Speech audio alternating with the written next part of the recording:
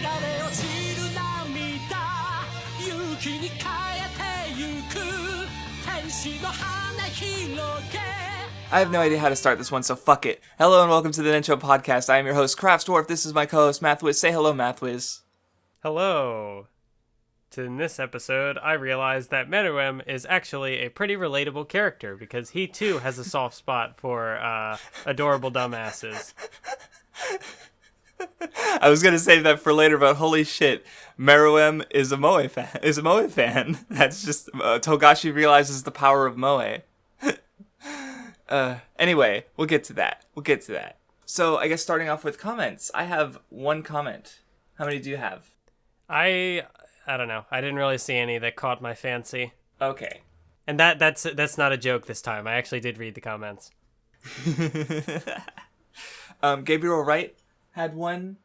He had one observation about how like Nen users aren't inherently immune to their power, mentioning how Gen through his little flower, like he protects himself with aura, so he doesn't hurt himself. And that what it is, you know, it's neat. And I think there might I'm trying to remember if there are other characters like that, but mostly I liked his because I hadn't realized that was how Gon hurting himself in combat was kind of similar to Hisoka against Castro, and it drives home the similarity between the two.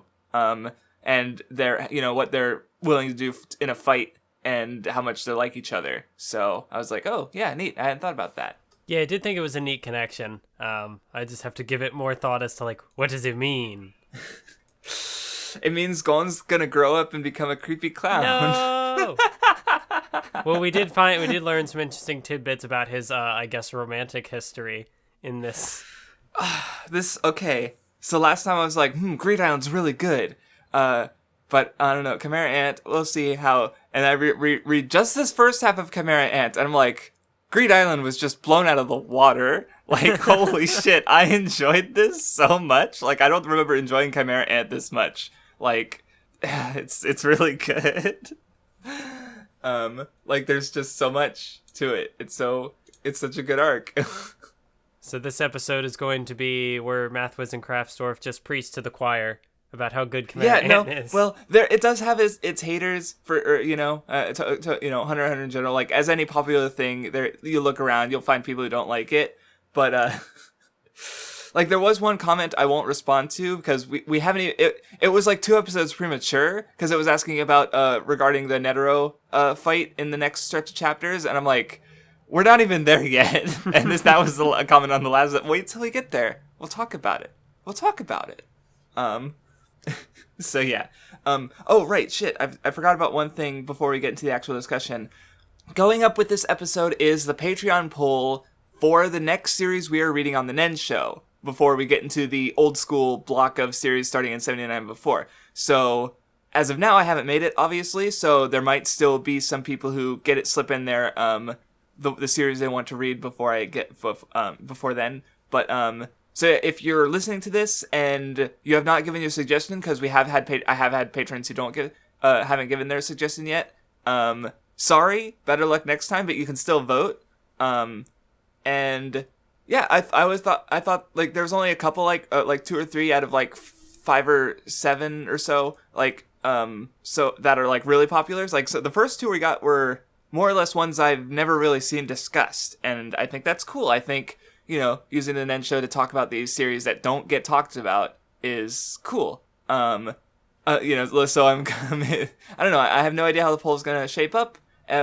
So I set it to only I'm going to set it to only last like 6 or 7 days because I want it to be done by the time we record the next episode, because we record like almost a week in advance. So that way, going into recording the next episode, we'll know and explain what series we're reading next, so that we can get an arc listing, if I don't already have one. So yeah, so then we could figure out what we're reading after Hunter x Hunter. Because I guess, I don't know. Shit, I forgot the order. We were gonna do Boruto too. We'll do Boruto afterwards. Fuck it. All right. Anyway, into the actual Chimera Ant discussion, which starts off with the Chimera Ant Queen. Briefly, like we see Gon hanging out with Kite and his sort of pupil, his pupils with cuts to the queen and her sort of building up her the first her army. Yeah, and I kind of mentioned this last time, but it is interesting how the tone of the interactions with Gon, Kite, and Killua at first in the manga are, because obviously in the anime things are different. They got to fit in like the quick flashback, and it's like, ooh, who's this mystery character? Ooh, what are these Chimera ants? And it's all a little dramatic. But here it's more. There's a little bit more of like easing into it, because you have like the characters are looking in the forest and they're using their Nen abilities to like find these bugs and whatever. Meanwhile, you have all the stuff with the Chimera Ant Queen just murdering things, and it's like, ooh. And then, yeah, no, it's like you have this like lighthearted, kids hunting bugs in a forest, and then you have Chimera Ant Queen eating things, creating monsters which starts ramping up pretty quick when she finds humans. And then it just keeps going from there. But yeah, and it's also kind of neat to see like, oh, this is the kind of stuff hunters normally do with the just general animal species tracking, like something that's not like killing or bodyguard, they're good with hunters are good with animals, as is mentioned. Though that also made me think about how like we have seen hunters that are not very, good with people, or not. I don't know. We haven't. Hisoka and Illumi came to mind because they're not liked by people. Where I think Kite said that, hunters are liked by people, or an ideal hunter is liked by people and animals. And I just thought about mostly it's brought up in stuff after where we're going to read, where like the hunter system is kind of questioned, and like, yeah, if there's a certain thing that makes a good hunter and the system doesn't, like the hunter exam in particular doesn't allow people like that to pass, basically, or then it's, it's a flawed system, basically. So, I don't know how the series is going to go deeper on that, but, I just noticed that. But yeah, then you get the two kids. No, this was such a gut punch first going through the anime, and it's still a gut punch. Yeah. No, because you get the like kind of diary entries, and he wants to protect his sister, and this characterization continues on through Cult, because Chimera ants have varying amounts of memory of their being alive as a human. And, yep. Ooh, and yeah, it's and we're coming up to something I'd say is also brutal. And you'll know when I get to it. But anyway, but yeah, the Chimera ants keep, making kidnappings. You get the, Kite's group talking about what's happening. Like, they realize it's a Chimera ant. They realize that, mass disappearances should be happening, but they're not being reported, which means it's happening somewhere that it can't be reported. So they managed to narrow it down to the NGL. Well, before we get too far, because I'm looking at the little volume insert things, and I want to correct a statement I made last time where I was like, oh, Greed Island is the end of Weekly Hunter x Hunter, pretty much.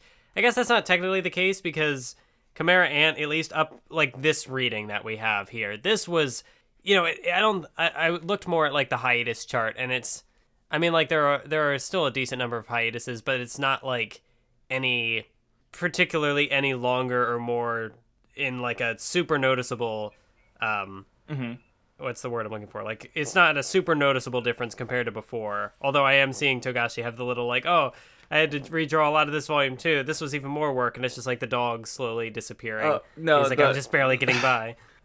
That was rough to see like there's one that's just an ellipse, like he just has nothing to say, like probably giving him some probably pretty close to like the Yu Hakusho stuff where it's just like the draining work, so. But I do think it's interesting.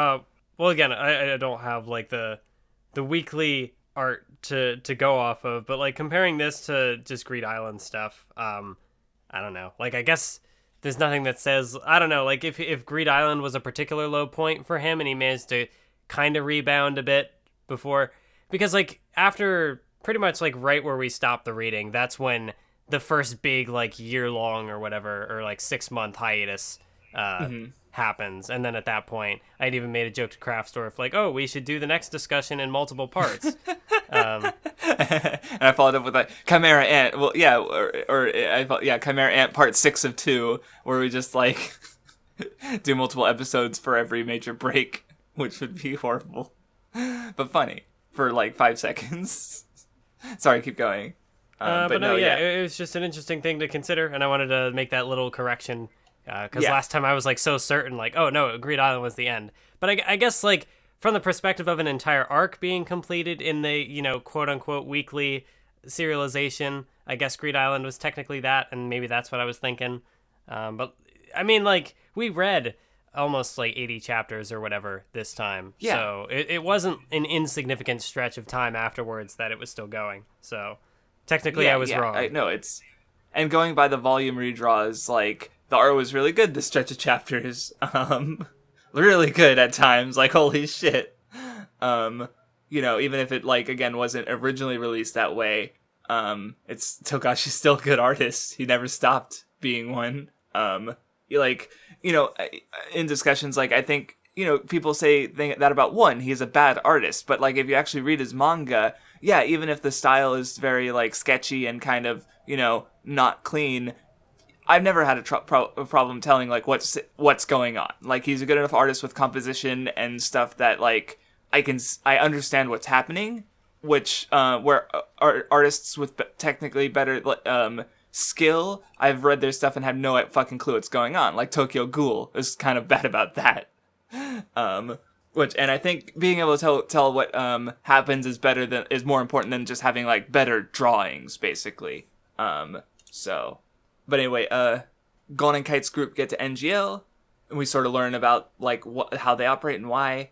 And there's a part where they like I'm skipping ahead because it's funny. But, like, they go on horses, and then when they don't need the horses anymore, they run, like, okay, we'll leave these horses with you, and then they just fucking bolt off, like, way faster.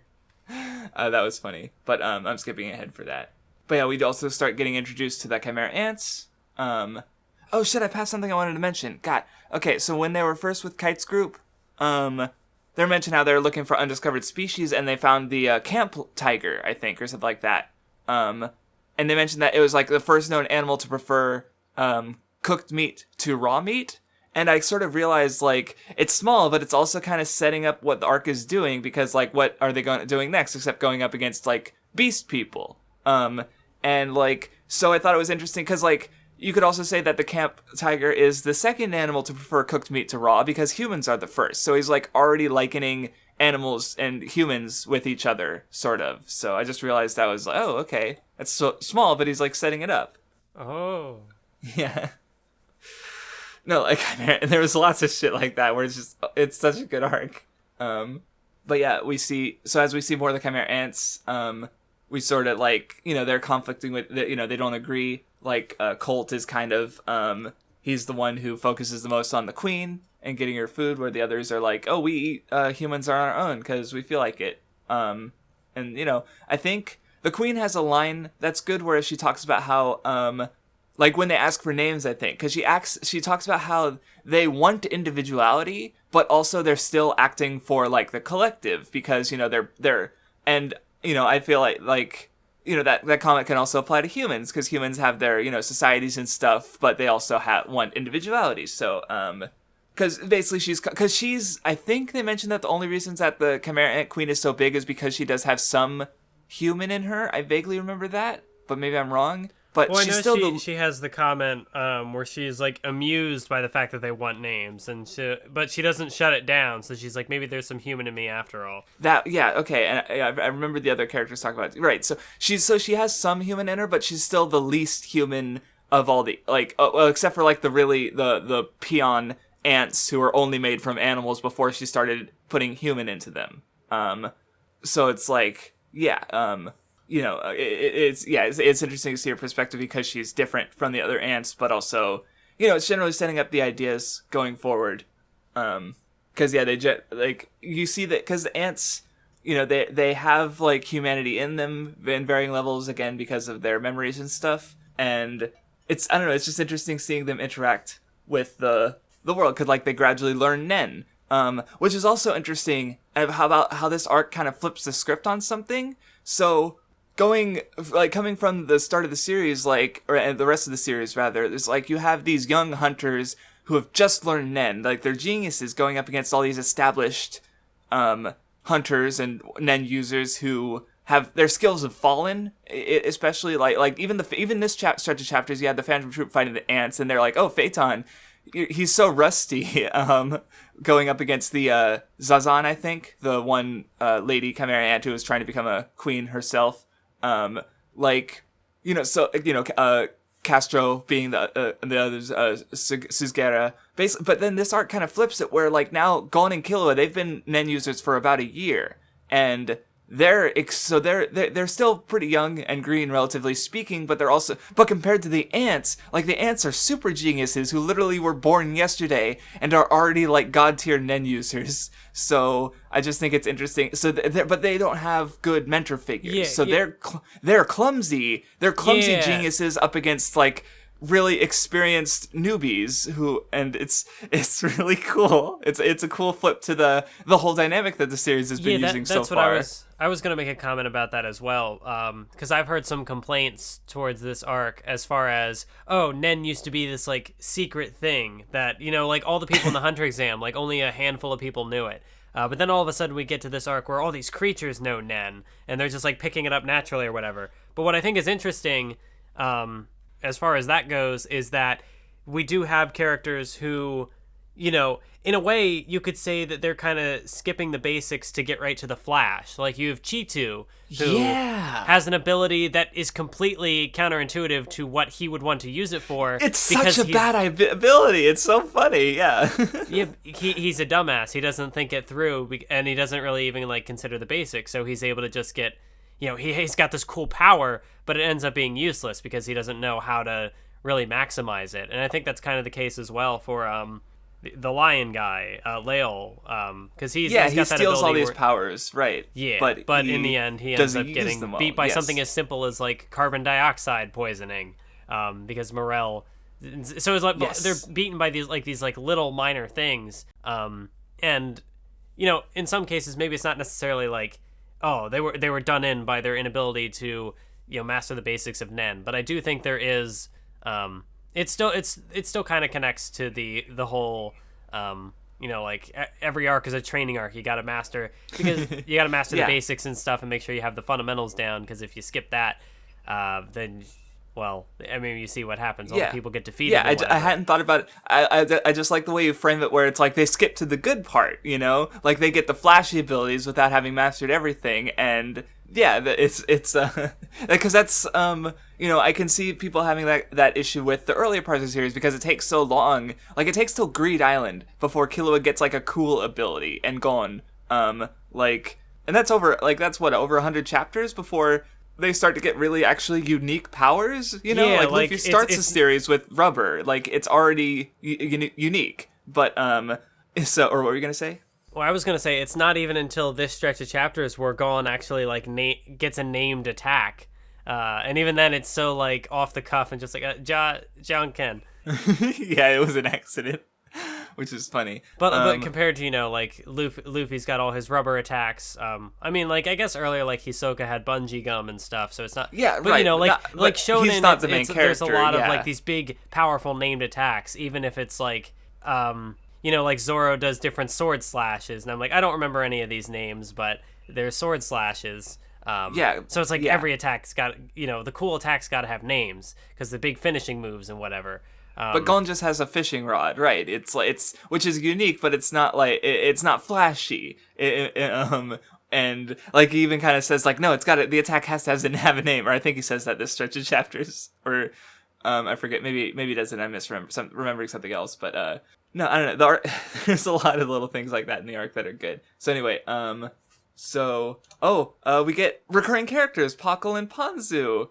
And then they fucking die. It's especially brutal in the anime, the way they handle the scene of Ponzu getting shot multiple times. It's so brutal. Holy shit. I also think it's interesting from a pacing perspective, because in the anime they're there for a couple of episodes and they sort of space out the cutaways a little more, whereas in this one it's they show up in a chapter, it's oh, they're here, oh, they're dead. Thank you, Togashi, for killing off the 8th most popular character of the first poll. Glad you're giving the people what they want. Oh, my audience think this character is cute. Better murder her brutally. Like, what an asshole.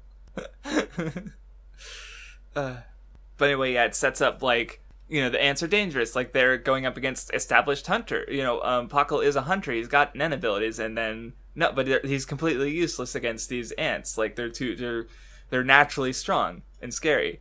And I think it's really interesting how the whole... how, like, the queen's reproductive system of, like, taking in, like, the traits of whatever she consumes, and then, like, that being carried over into the, you know, her children is really interesting, because you do get this sort of slow escalating stakes of, like, oh, they're able to get Nen, and then they're able to get, like, this super strong Nen user, and what was the other thing? Well, then it also ties into how, you know, the individuality of these creatures, because normally you think the ants have kind of, like, they're very much like a collective, which is in a way kind of like, you know, there's definitely like a juxtaposition of ideas in this arc as far as, like, you know, collectivism and individualism and how those kind of like connect through the ants. And so, like, you have all these ants, you know, wanting names and stuff, which, you know, as part of a collective, they wouldn't need to have names or individuality or anything, but, you know, they get that like human trait. And as well as that, like, their individual personalities are shaped by the people they once were, which is really interesting from, like, a characterization standpoint, because you get, you know, certain characters who are able to switch sides, and they end up having their character arcs continued in the next stretch of chapters, and it's well, it's a really interesting device to kind of frame the well, I don't know how to explain.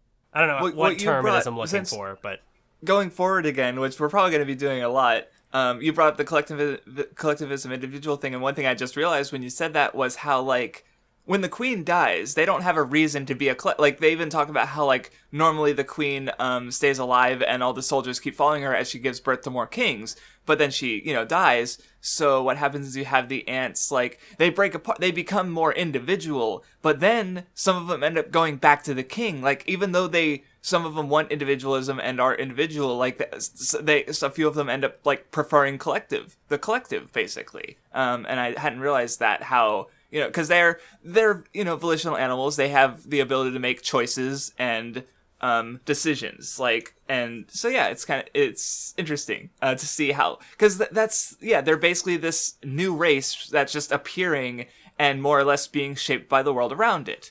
And of course, also, they're naturally really powerful. So it's a really interesting arc. But anyway, back to the actual story. Kite, Gon, and Killua run off, like I mentioned earlier, with the horses. The horses are given shocked faces. And they run into, basically, really quickly, they run into a Ramot, who is a recurring character we see in the arc. Just this really cruel ant. Well, I guess what's also kind of interesting as far as, you know, taking on the traits of other creatures that the queen consumes, and that we get all these really interesting character designs. Like, you have this one here who's, like, part, like, bird, part rabbit, part ant, and it's interesting. You have, like, you have Cheetu later, who is this kind of, like, cheetah ant hybrid thing. Yeah, and, like, and I like how he does stuff with both the, like, they have weird body parts, like, I don't think Cheetu wears clothes, but he still, like, his design still looks, you know what I mean. But then, like, you have Leol, who's got, like, a shirt and pants. Like, they have varying levels of, like, how human they look or choose to look. And yeah, no, the designs are neat this stretch, because the Chimera ants offer a lot of unique stuff by mixing up animals and stuff. Like, it's cool. But anyway, they beat up Ramot, and he sort of, well, it's like, at first they're like, oh, our blows didn't have any effect, but then he runs away and he's, like, coughing up blood and stuff. So, like, they don't, but it does sort of set up, like, wow, these guys are tough. Like, and this is before they learn Nen, so it's scary. There's also an interesting, I don't know how significant it is to the arc, but this one, it starts off where, you know, Gon and Killua are all like, you know, don't treat us like kids, we're pros. But then, you know, there's a degree to which they're still not 100% there. They're like, there's the big moment later, and they're like, we were naive, you know, we still weren't ready. So, yeah, like they want to be on the same level as the pros because they recognize like, yeah, they're good. They're getting to the level where like they can be confident in their abilities, but also they do still have a ways to go. And yeah, the moment later, oh boy. And it's I guess it's still a cool continuation of what has been going on before because again, with like every arc in a way kind of being a training arc, even in this arc Chimera Ant is known for like the palace invasion and all this stuff, this big chaotic set piece that happens later, but there's still like all this setup where the characters they have to they have like the preliminary conflict where they gotta take on Knuckle and Shoot and stuff, so they still are having their training arc even within the bigger scope of the Chimera Ant arc. Yeah, well, like I said, this arc is already my favorite in Hunter x Hunter, and I haven't even reread the second part. Like, just this part, I already enjoyed more than any other arc so far, even though, like, the rest of the series is really good, but this was just like, it was so good. I was just enjoying it, like, the whole way through. And then, we have more to talk about, though, so, anyway, after the battle with Rama, you kind of, here's where you get the conversation with Colt about, the other ants are eating the rares already. And Colt, kind of argues to that they should give them to the queen. Oh, that's right. There is one panel where Kilo is holding a pair of guns. I'm sure when they're going through the they're running into the area of the people who make the drugs, yeah. And Kilo's just got these two guns that are very obviously like drawn from reality, and Togashi's a good artist, but like in this case he's it doesn't look good. This is like the one art issue I really have with this, honestly, the whole manga so far. Probably like I can't think, it's just using real images, or like, yeah, I don't know exactly how that was. It looks like they were just real images, like he didn't redraw them at all because they just look it's funny. It's not a big deal. It just really stands out to me. So anyway, they go into the dark side of NGL, and they run into more ants. Like there's this one centaur guy who's keeping humans as slaves, which is really fucked up. And we get more of seeing the two boys against the ants and their weird powers and abilities. We get a 2-page spread of Gon using his scissors for the first time, which is like we've said, 2-page spreads are pretty rare and infrequent. In the series like that, so it was cool. Although I think I have started to notice since like Greed Island, we've been seeing them a little more frequently. Like early on in the series, they were nowhere to be seen except for like, I don't know, the first shot of Jing, I think was like the real one where it was like, oh man, big spread. Yeah. Whereas now it seems like they're coming up a little more often, which I don't know.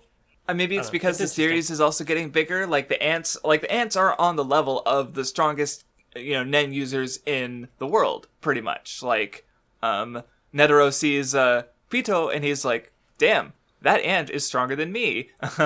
So it's like, an ant that was literally born like a few days ago is stronger than the strongest known person. He says that he's not the strongest Nen user, but he's still really strong. So.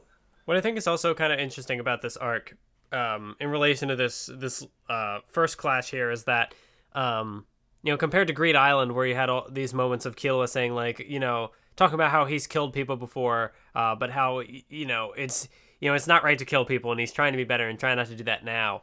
You do get the interesting moment where he has to kind of flip that switch again, going up against the Chimera ants. And the manga doesn't translate it this way, but I remember the anime. He's like, "Oh, it's been a while since I believe he says it's been a while since he flipped the switch," where he's just got that like serious look, and then he just completely wrecks this Chimera ant.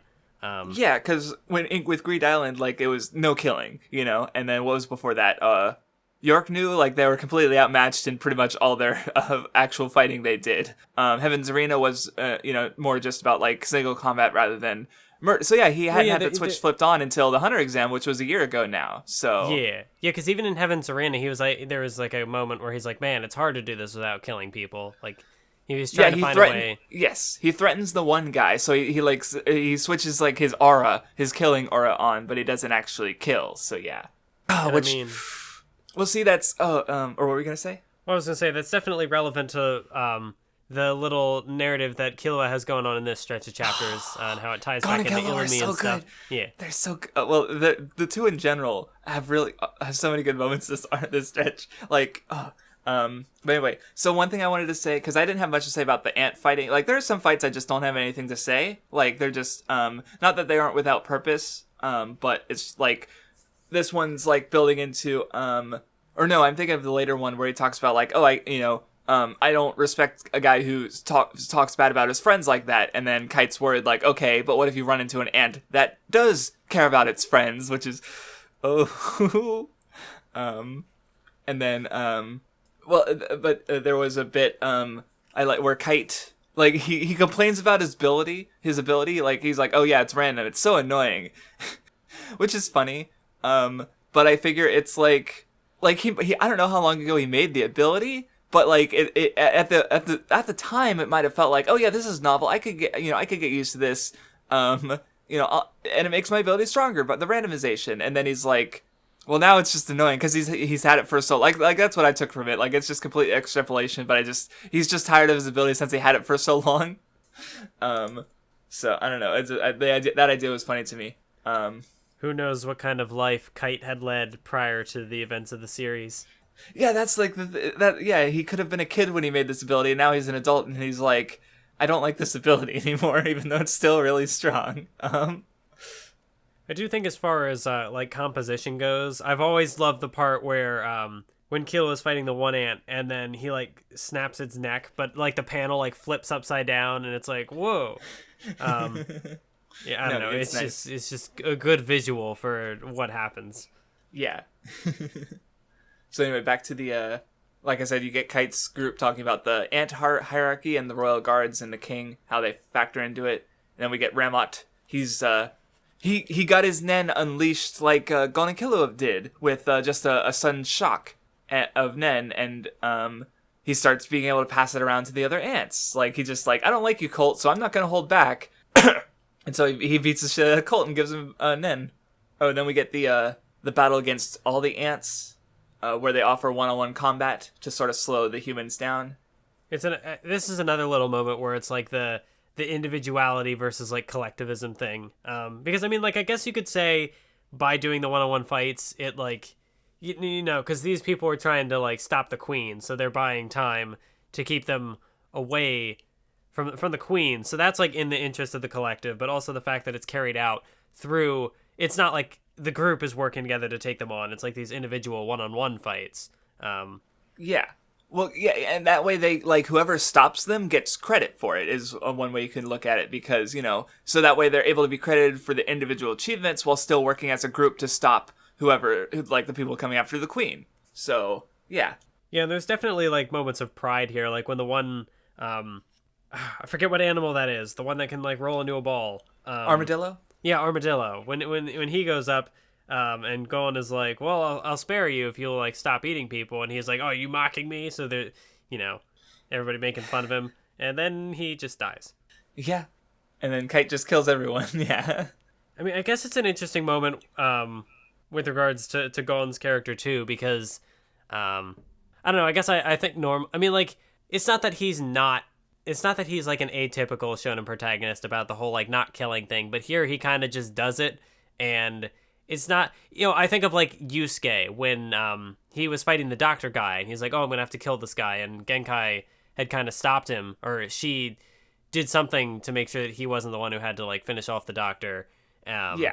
And she's like, I don't want that on your conscience. I don't want that to mess with you here. But with Gon, he doesn't really have that conundrum. Like, he does try to give them a moment to like spare them, but once he realizes it's sort of that kind of childish way of thinking where he what was the specific thing he used? I don't know, because he has moments later where he's like, oh, it's a good thing that if you like when he's talking to the chameleon Melio. Yeah. Melio Rem. Yeah. Yeah, when he's that like, scene. Oh, it would be a good thing if you if you did lie to me, it would be fine, because then I could kill you without mercy. And he's got like the dead eyes. So it does kind of show, and Kite had brought it up too, how when he's able to see humanity in these things, then there's going to be a bit of a moral conundrum there, perhaps. But so long as they're just evil, well, then, he doesn't really have any issues killing them. I mean, like, he'd rather not, but, if it comes down to it, he'll do it, and he won't. Because you're right, Gon has sort of, like, he's had a no-killing policy in general, and he's, like, looked down on, like, the Phantom Troop killing, and when they're still able to feel humanity. But here's Gon's, like, he's coming into, like, where the point where he needs to, like, he sees he has to kill, more or less, like, and he's got to make moral judgments. And I've never watched Alexander's Morality of Gon video. I'm sure it's interesting, but Gon's morality is interesting because, he's the wide-eyed kid coming into a world and being, like, there's a moment later where, I think someone asks Killua, like, wow, you guys have changed so much in so little time. And he's like, we didn't change, they changed us, presumably talking about the ants and how, like, their interactions with these guys have, like, changed, and the ways they change, like, because there's, like, an inverse to it. Yeah. But we'll talk about it when we get to Ikalgo and Meliorem, because I think the juxtaposition between Gon and Killua each becoming friends with two Chimera ants, and, like, it's really interesting, because you mentioned, like, you heard me when you were talking about how, like, oh yeah, if you lied, I could kill you. He's a scary boy. Gon's a scary boy. And people have mentioned that, but I'm like, oh, he's such a sweet boy, though. And then you get to this part, and it's like, oh no. It's good. But yeah, here, I mentioned it earlier because I thought it was early, but he's like, yeah, what if the ants have strong fellowship with each other? Like, what would you do then, Gon? And posing the question, but not answering it. Going forward back to the ants, Ramot's getting cocky. He's like, yeah, I have Nen. I'm the strongest Nen user. I can become king. And then he has more character development than all of Bleach when Neferpito comes in. Sorry, I had to make a superficial reference. It's so funny. I disagree entirely, but it's funny to bring up. But it's still a really good moment, like, especially when, like, Pito pats his head and, like, you just see the visual representation of, like, what Pito is to Ramot. Like, he's just this little mouse. Like, yeah, he's even a rabbit, a rodent, and Pito's a cat. And yeah, I mean, the imagery of, like, the hand on the head, where it's you get, like, the little close-up, it's just like, oh, just a small little hand. Oh my god, that's a giant hand. So it just shows how insignificant Ramot is in the grand scheme of things. And even then, like, the spread, or, like, the page where it's just, like, the big skull over his shoulder, and it's like, oh, nope. No, especially with, like, Pito's a scary ant. Though I do want to talk about, because the manga translation refers to Pito as male, but to my understanding, Pito is mostly referred to with gender-neutral pronouns. Yeah, that's what in the original Japanese. And of course the design is very androgynous, though it does, I think, some people take it as more feminine in the 2011 anime. Yeah. So, I don't know, I just thought I'd bring it up because the translation does specifically refer to Pito as male. I'll try to stick to gender neutral, but yeah, I was gonna say that'd been throwing me off too, because I know I've definitely heard people in videos and whatever refer to Pito as female, and I've always just kind of been like, I don't know. But yeah, it definitely doesn't help, because, like, girl or a cat boy. Well, in the anime too, because it often seems like androgynous characters are, not always, but in certain cases, generally seem to be voiced by, like, female actresses or whatever. So people like, tend even to with lean one 2011, way or the other. Yeah, I don't know. Because with 2011, I think Pito's voiced by a female, and so is Kurapika, which we also talked. You also talked about how you had someone who was going through the series and didn't recognize, like, Kurapika was a boy at first. And it's but it's also like that with characters like Gon and Killua, who aren't, they're not exactly androgynous or anything, but they're also voiced by... They're kids, yeah, but that's, which I also mentioned, because kids are a little different because they're younger, so, because if I remember correctly, the issue with, like, casting actual children as children is that their voice changes when they get older, but females are able to, like, imitate a child's voice in a way, but also they don't, their voice isn't going to change as much as they get older, so, like, Krillin and Luffy are voiced by an old woman, for example, in the original Japanese. Same with Son Goku from Dragon Ball. That's like the biggest one that people generally think of, because though Goku's a weird example because she was cast as child Goku, and then they just didn't change the voice actor when he got older because people were like, as I understand it, it's like Goku was so popular that they were afraid to change anything about him.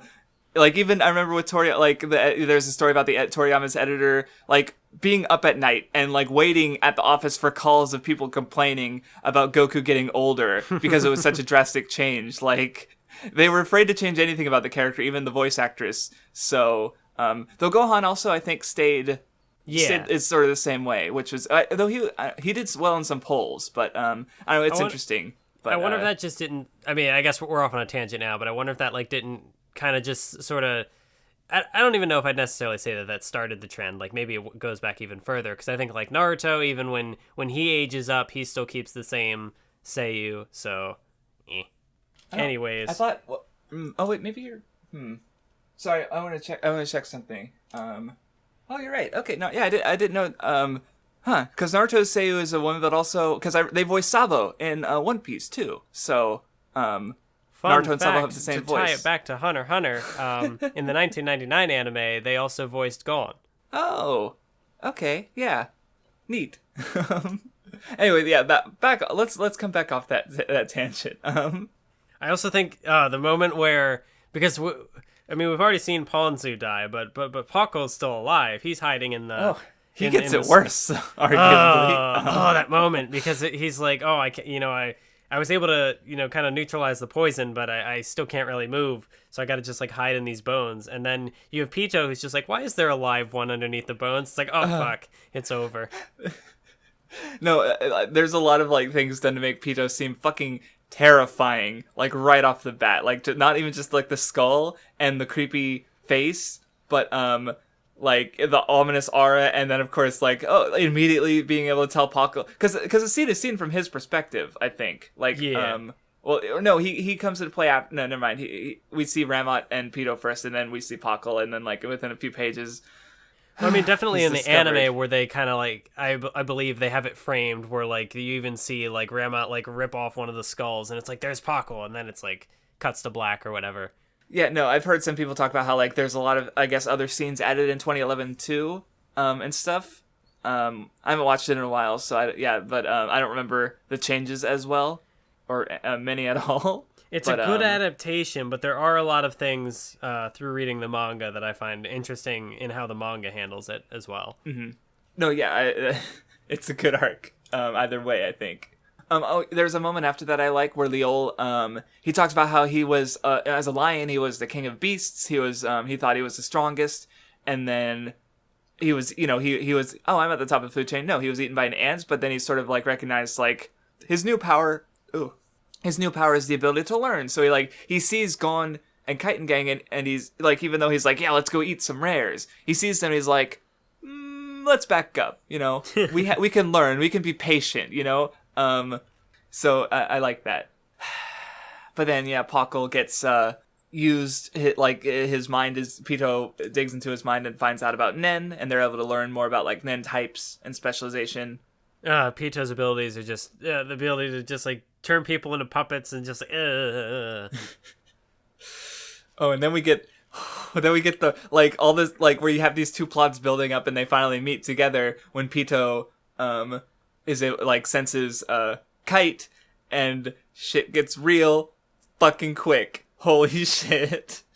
Even just with, the paneling of how, like, you have Pito looking in one direction and Kite looking in the other, and they just kind of, they just sort of blend into each other, and it's like, oh no. And then, of course, you have the shot of Pito just, like, scanning the horizon and just, like, jumping off the, oh my goodness. Like, there's, like, the panel of Pito being, like, way in the background, and then all of a sudden it's just, like, their face, like, a super close-up. Pito's creepy. It's great. And then, yeah, Kite, like, has to protect Gon and Killua, so he's not able to give his all. And it's interesting to consider because Gon is capable of some crazy power, as we see both in not only in this stretch of chapters, but in the next stretch of chapters. But, he's stopped and,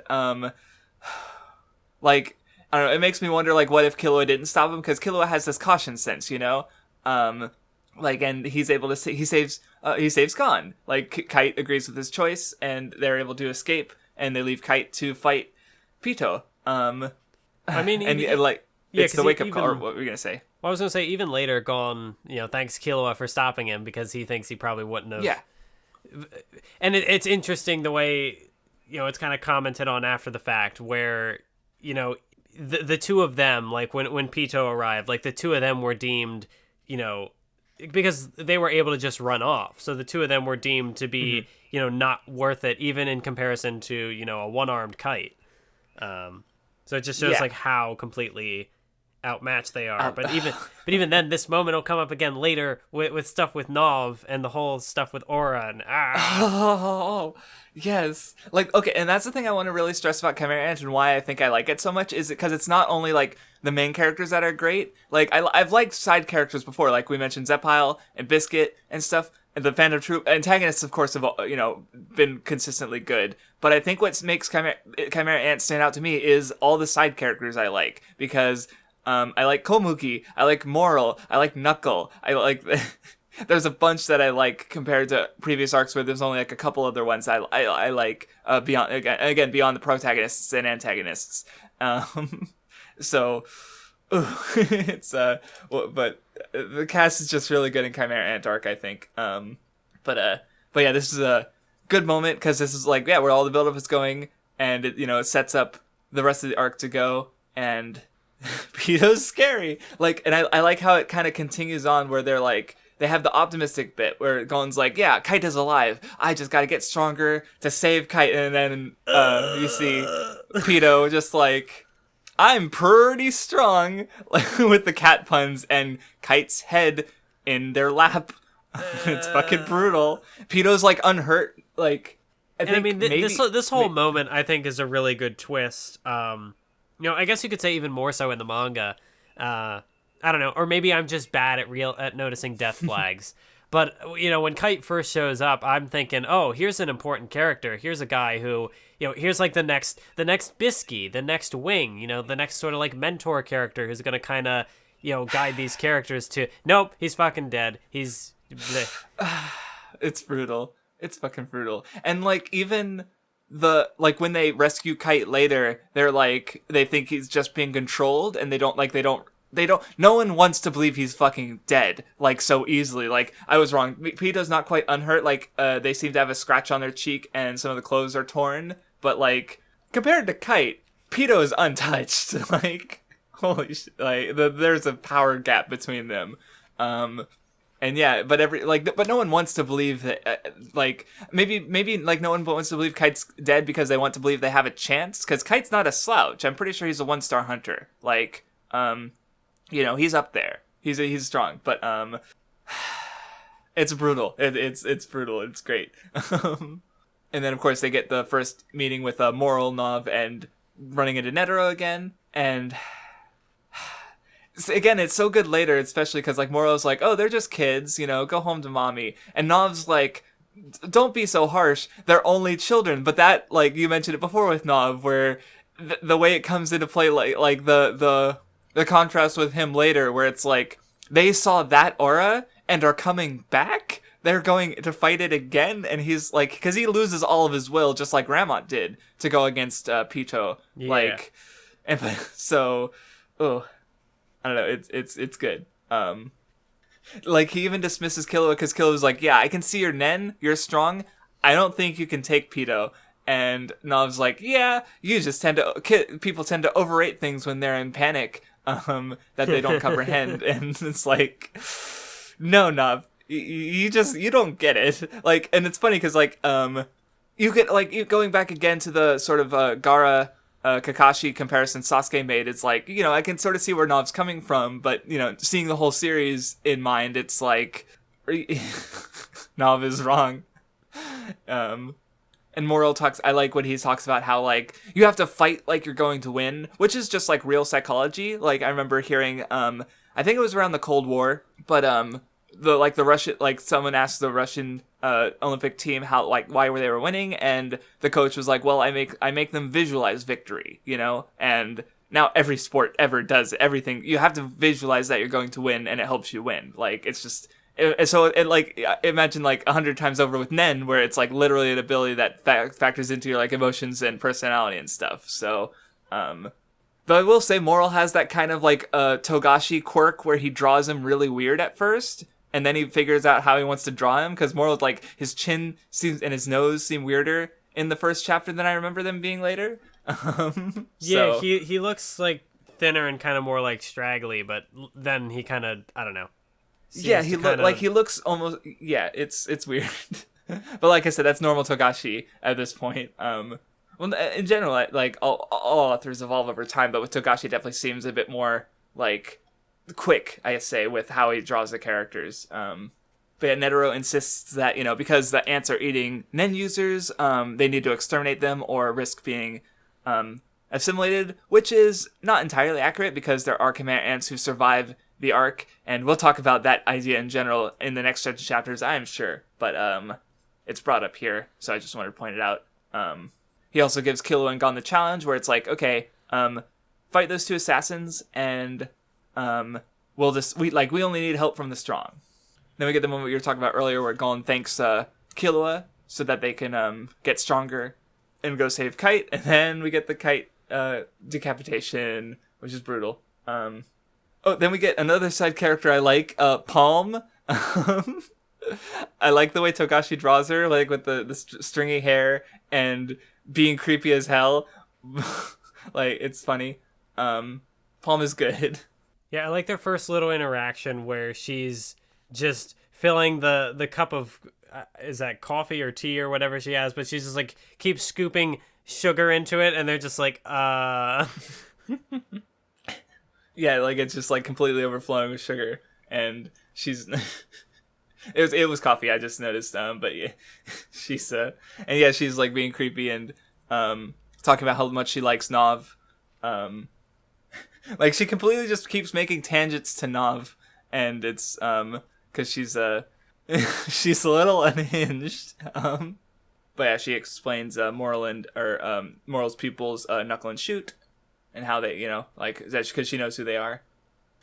Okay, so, and then we get them sort of talking about, like, training. They get in contact with Bisky, and I love how while they're doing their first training with Bisky, their preliminary training, you see Knuckle in the background, like, being very good with the animals in the park. Like, like there's the one, like, thing where he's in the park and there's a dog taking a dump. And he's just like, cowards, you deserve to die. And like, you're thinking, he's talking about Gon and Killua, who didn't show up. And then he's pissed at the owner of the dog who's not cleaning up after his animal. And then when Gon and Killua finally do get there, he's surrounded by dogs because he's a good hunter. He's beloved by animals, and Knuckles good.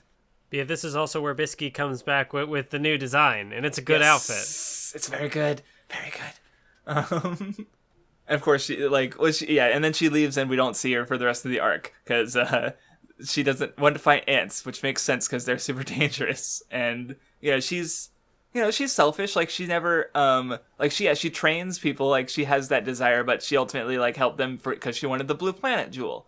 I also think it's kind of interesting how at the end of Greed Island, there's kind of like the tearful farewell where she's like, "Oh, I can't stay around these kids for too long. I'll get too attached." And then, I guess a decent amount of time passes, but then, I'm thinking more, I don't know how long it would have been in the context of the setting, how much time passed, but I'm thinking maybe a week or two, and then she's just like, okay, I'm back. True. And then she leaves pretty quickly, and, she's done all she, there's Palm keeps being, threatening. Palm, she knows her weaknesses and, her tendencies, but she's also unwilling to change. So she's Bisky's like, is that a threat? And she's like, just, no, I don't want to do it. I just do. And it's, and then of course, she ends up falling for Gon because he's a pure and good boy. I'll take it, Anna, NGL, I swear it. Let's pinky swear. And she's cute. I do also think that it's interesting that this arc starts out, it's not even, the king is just put on such a high pedestal. Netero, he's the strongest of this team they've got together, but he's not even, he might even have a tough time against Pito. So it really sets the bar Yeah, like super the high. king Like, hasn't how are they even- going to be able Yes. Yeah, it's kind of neat because you have the general like shonen thing of like, oh yeah, here's the main characters. How are they gonna beat the main guy when they're not strong enough? But no, it's also like literally Netero, like one of the strongest Nen users, like in the setting, and one of probably like going for the series that we've seen so far is like probably the only one we've seen go all out basically as like a really strong Nen user. So yeah. But anyway, Biscuit's training, I like it because she's like, okay, do Ren for 3 hours and then fight Knuckle. And Knuckle's really good because like I love how he scolds them when they first show up because he's like, nah, this isn't how you do a duel. You're supposed to show up 5 hours late after a good night's rest. Like. He's telling them to do the Miyamoto Musashi thing where they come in late for like a mental advantage, and also like they're coming in tired after training instead of fully rested, and then of course at the end we find out that his ability would have screwed over Gon. He could have easily like used it at the very beginning and Gon would have been screwed for the entire month basically, but he decided to wait until the end to give Gon more time to train. He's so good. Yeah. Oh, and this is also where the cover. Go on. Well, I was gonna say even then, Knuckles' ability is like he's probably one of the most pure-hearted characters in the series because his ability is one that deliberately kind of avoids. He tries to avoid killing people or like avoid inflicting any like super serious harm on people if he can. Because like his ability, it just suppresses their aura, and so like he pacifies his opponents while attempting to like passively defeat them. So and he doesn't even have to do anything. Like he can like hit you and keep hitting you to give you more Nen damage, but he doesn't have to. He just needs to stay by you. So yeah, you're right. I didn't think about it like that. It is a very pacifying ability, and the one that doesn't need you to hurt your opponent. So Knuckles is very good. Yeah, and from the lens of his opponent, it's a way to. He doesn't have to finish them off, but also, it keeps them. I don't know. It's like the 30 days where they're their aura is suppressed, and I don't know. So it gives them a chance to, I don't know, reflect or whatever. I don't know. He's good. They can't. Yeah, they can't act on their will for a period of time. So it's good. Also, this is where you get the 2-page cover page of Kurapika and Leorio asking, "When is it our turn?" We haven't been in the story for a while. Can we have a turn? No, you have at least like 80 like another 100 or like it's gonna be a while, guys. You have at least like 8 more years until you'll return. Yeah, it's funny. I do think this arc is kind of interesting from that perspective though, because like on top of these characters not being involved, because I know as someone who it's a little different going through the manga and seeing, Togashi still kind of making these references every now and then in, color page spreads or whatever it is that he does. Mm-hmm. But like from the perspective of someone who had seen the anime, I had a concern. Togashi, it had been so long since he had written these characters. I wonder, does he even still know how to write them, or are they gonna feel a little different when they come back? But thinking about it from the because he starts dropping hints for the election arc. Because he starts mentioning, like the politics of the Hunter Association, the vice chairman. So even though this arc took a while to be published and took a while to finish, it's clear that he still has, right? Yeah, he's still got ideas that are, working here. So Kurapika and Leorio, stuff to do for them. It just took him a while to get there. Yep. So anyway, there's a moment where Knuckle asks like he wants going to use the technique, hit me with all you've got, and and he gets knocked. Like Knuckle loses, but it's not like a real victory, so they don't want to accept it, of course. But like I love I don't know if it's a reference or something, but it's really funny. When they're like, Knuckle, are you okay? And he's like, I knew I could count on you, and they like passes the fuck out, and there's a bunch of action lines, and like, is this a reference to something? What is this? It's funny.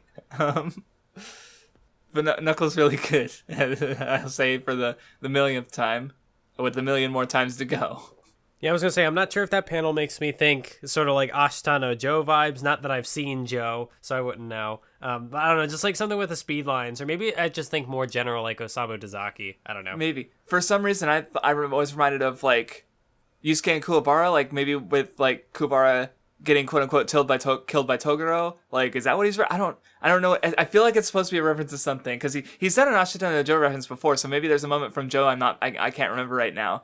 But, I don't know, if someone knows what that's a reference to, I would love to hear it, because I'm just drawing blanks, even though it seems like it's so, he's done references and stuff before, for sure, especially like level E. Hell, in fact, like, we haven't even talked about how, like, I mean, we haven't gotten to Meruem, but there's, you know, the Cell influence is kind of apparent, like, and even just before it now, with the disappearing towns and people being consumed. Oh, I remember it giving me like early Cell arc vibes because of it's spooky and terrifying. More so here because we actually see the consumption going on in a much more like brutal way than not that the Cell's method wasn't brutal in its own way either, but that also kind of goes away where Meruem is born and it keeps being spooky like. What I also think is kind of interesting about Knuckle, and how he kind of ties into the whole, you know, humanity and, you know, these ants and whatever, and sort of like the morality or whatever of that. Because like Gon asks him like, well, why'd you become a beast hunter? And he's like, you know, why'd you volunteer to be on the extermination team? And he's like, well, it's to get them not exterminated. Yes, that's good. Yeah. Oh, I thought you were gonna say more, but no, it's yeah, I like that detail too because Knuckles a really good boy. Like I love well, it's also later on with or go on. Well, because it also does tie into the characters making connections with Chimera ants later, and the question posed by Kite of how is Gon gonna react to, you know, how's he gonna react to if they do have strong ties or whatever. So it's more like we're already starting to kind of get little tidbits to sort of, because like. From the beginning, this is originally painted as like, oh, it's an extermination sort of kind of mission. You know, the Chimera ants are these evil people. They killed Kite. So they're very clearly like the villains here, and we got to stop this from spreading. But then, like, as we kind of get further into the arc, we learn a little more about the ants, and we learn a little more about the people who are trying to hunt them down. And it's not quite so black and white. Yeah, well, like, it's interesting also because I was going to mention Meliorem because of... I love his interactions with Knuckle because he's, like, sort of watching that at a distance and he sees Knuckle being good to animals and he's... Because rescuing all the abandoned animals during the evacuation. And he's like, okay, that's not going to make me like him. Okay, maybe a little. And then, like, it cuts away for a bit and then we see Gon talking on the phone to Killua and he's like, oh, yeah, Meliorem and Knuckle really hit it off. Like, it's good. But, going back to, like, the... Wait, no, what was I going to say? Fuck. Oh, no, Meliorem, yeah. Well, because, yeah, the thing is, like, the ants changed. Like, not just... Like, the ants change over time, too. Like, and I think I was going to mention with Meliorem, because in the first part he shows up, he's, I think the koala kills someone, and, like, Meliorem's, like, disappointed. Like, he's, oh, you killed him. Like, maybe he was going to try and kill him. And then we find out later that, like, after the penguin guy gets killed by the king, he got more memories of his human life, and like so he becomes better for the like humanity he remembers. So it's like but the Chimera ants are also like changing themselves, like especially with the like we saw with Ramot and running into Pito, and of course once Meruem is born, like Colt, that's when Colt kind of goes to the humans to try and get the queen saved. Like they're young people just being born into this world, and so yeah, like I said before, like that world's going like changes them and pushes them in these directions, and that's stuff I've always like. Okay, so I want to bring up something because there is the idea among people, like I'll link the interviews. Hopefully, I'll remember to. I linked Togashi interviews like a while back, but I'll link the specific one that because some people think that Gon's story is over, because he met his dad, There's something regarding his Nen that I don't remember if it was brought up in the anime, and or I think it was brought up. I feel like it was brought up in this stretch of stuff we're going to read eventually, but I'll still avoid spoiling it just in case. But like, well, because we get to Gyro, and like they say that they're like at the very end of it. Well, there's like a bit of a fake out, which is kind of funny because at the end of one chapter it's like, Gyro, his malevolence and determination were second to none. And he was in the same town as Gon and Killua. And then we get his whole backstory, and then it's like, yeah, and then he just left the town. He didn't run into Gon and Killua. Yeah, obviously I'm coming at this from someone who's only seen the anime, where his backstory was mentioned, but there was a degree to which, like the foreshadowing that, like, oh, he never encountered Gon and Killua. Like, I don't remember that being involved. So there's like a degree to which he's handled differently, and I think the reason is probably that they only had so much more material after this to adapt, so they probably just didn't. I don't know. I don't know. If you're watching this podcast, you probably know where the Hunter x Hunter 2011 anime ends.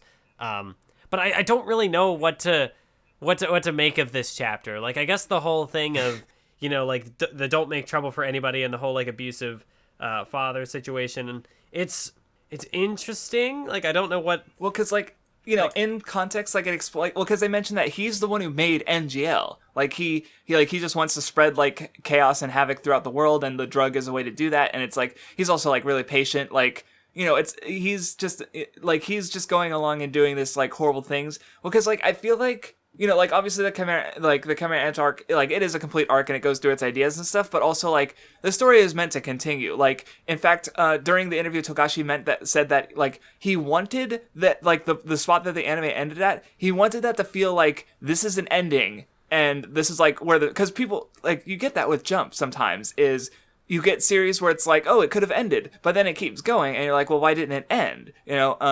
And, like, he wanted to do that deliberately. But, like, so Mathwiz, you could even check some of the later volumes. Like, they still introduce Gon as the main character in the volume openers, even though he's not there in the volume. Like, and Kurapika is introduced as Gon's friend. And Killua isn't even there, because he's not, in the story at all, and he's not the main character. So, like, and basically I wanted to bring that up, because, like, this part explicitly mentions that Gyro and Gon will ultimately meet in the future. Like, this is something that Togashi's saying will happen, and there are reasons to believe that Gon's story, like, it's a spoiler, so I need to wait until we get to the part and see if it even comes up, so I don't want to bring it up, but like, Gon's story isn't over, and I can see some ways the series will progress that Gon becomes relevant again, even if after the current stuff that doesn't deal with him, but that's another conversation. I just wanted to bring up because I do think people get the idea that, oh, it's not Gon's story anymore, it's Kurapika's, and that's not true. And there's no real reason to believe that it's true with all like I said, the interviews and the volume stuff, and this thing right here. And, this being here. Although it is, like I said, though, I'm not 100% sure what to make of it, because like how it ties into the stuff with, the cruelty of humanity in relation to, the cruelty of the ants, and how, humanity's got a dark side.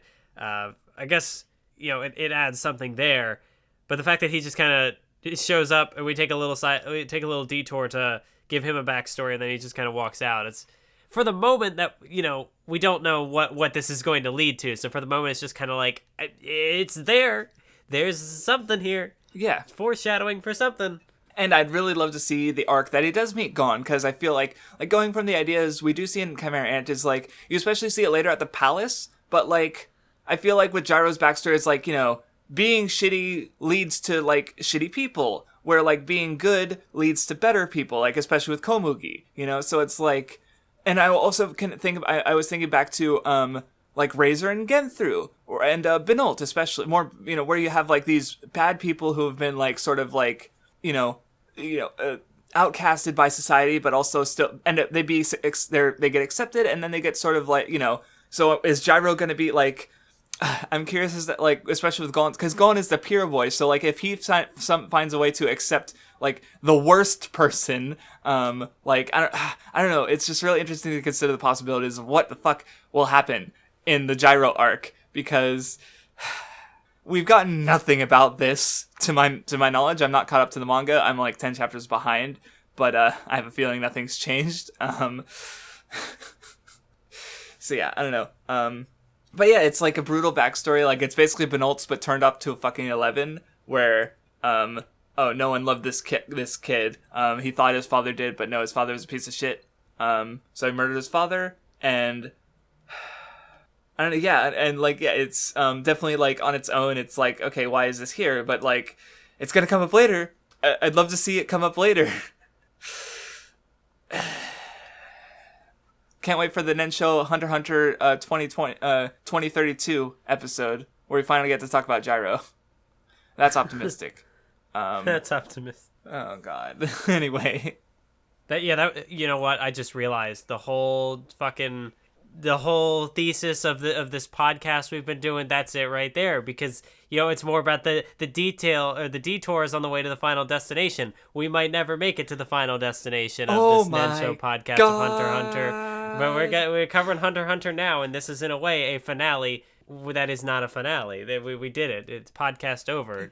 And even during the podcast, we take all these detours that don't. When was the last time we talked about Hunter x Hunter? I don't remember. No. There we go. It's over. I'm leaving the call. Bye. She actually did for a second there. So anyway, we get to see Netero, and his group sort of interacting with the ants, like planning ahead of them with their vast levels of experience and there's a bit where like they keep trapping ants in the room and getting Netero to fight them, and he's like, okay, I'm starting to get warmed up a little bit, like in a fucking room of massacred ants, and it's like, Jesus Christ. Oh yeah, and we see Shoot, who is a complete coward. Like I guess you could see it as like Shoot is like an extreme version of Killua's issue at this point of his like unwillingness to fight, in a sense. Not that Killua isn't willing, but he definitely has his hesitance and stuff.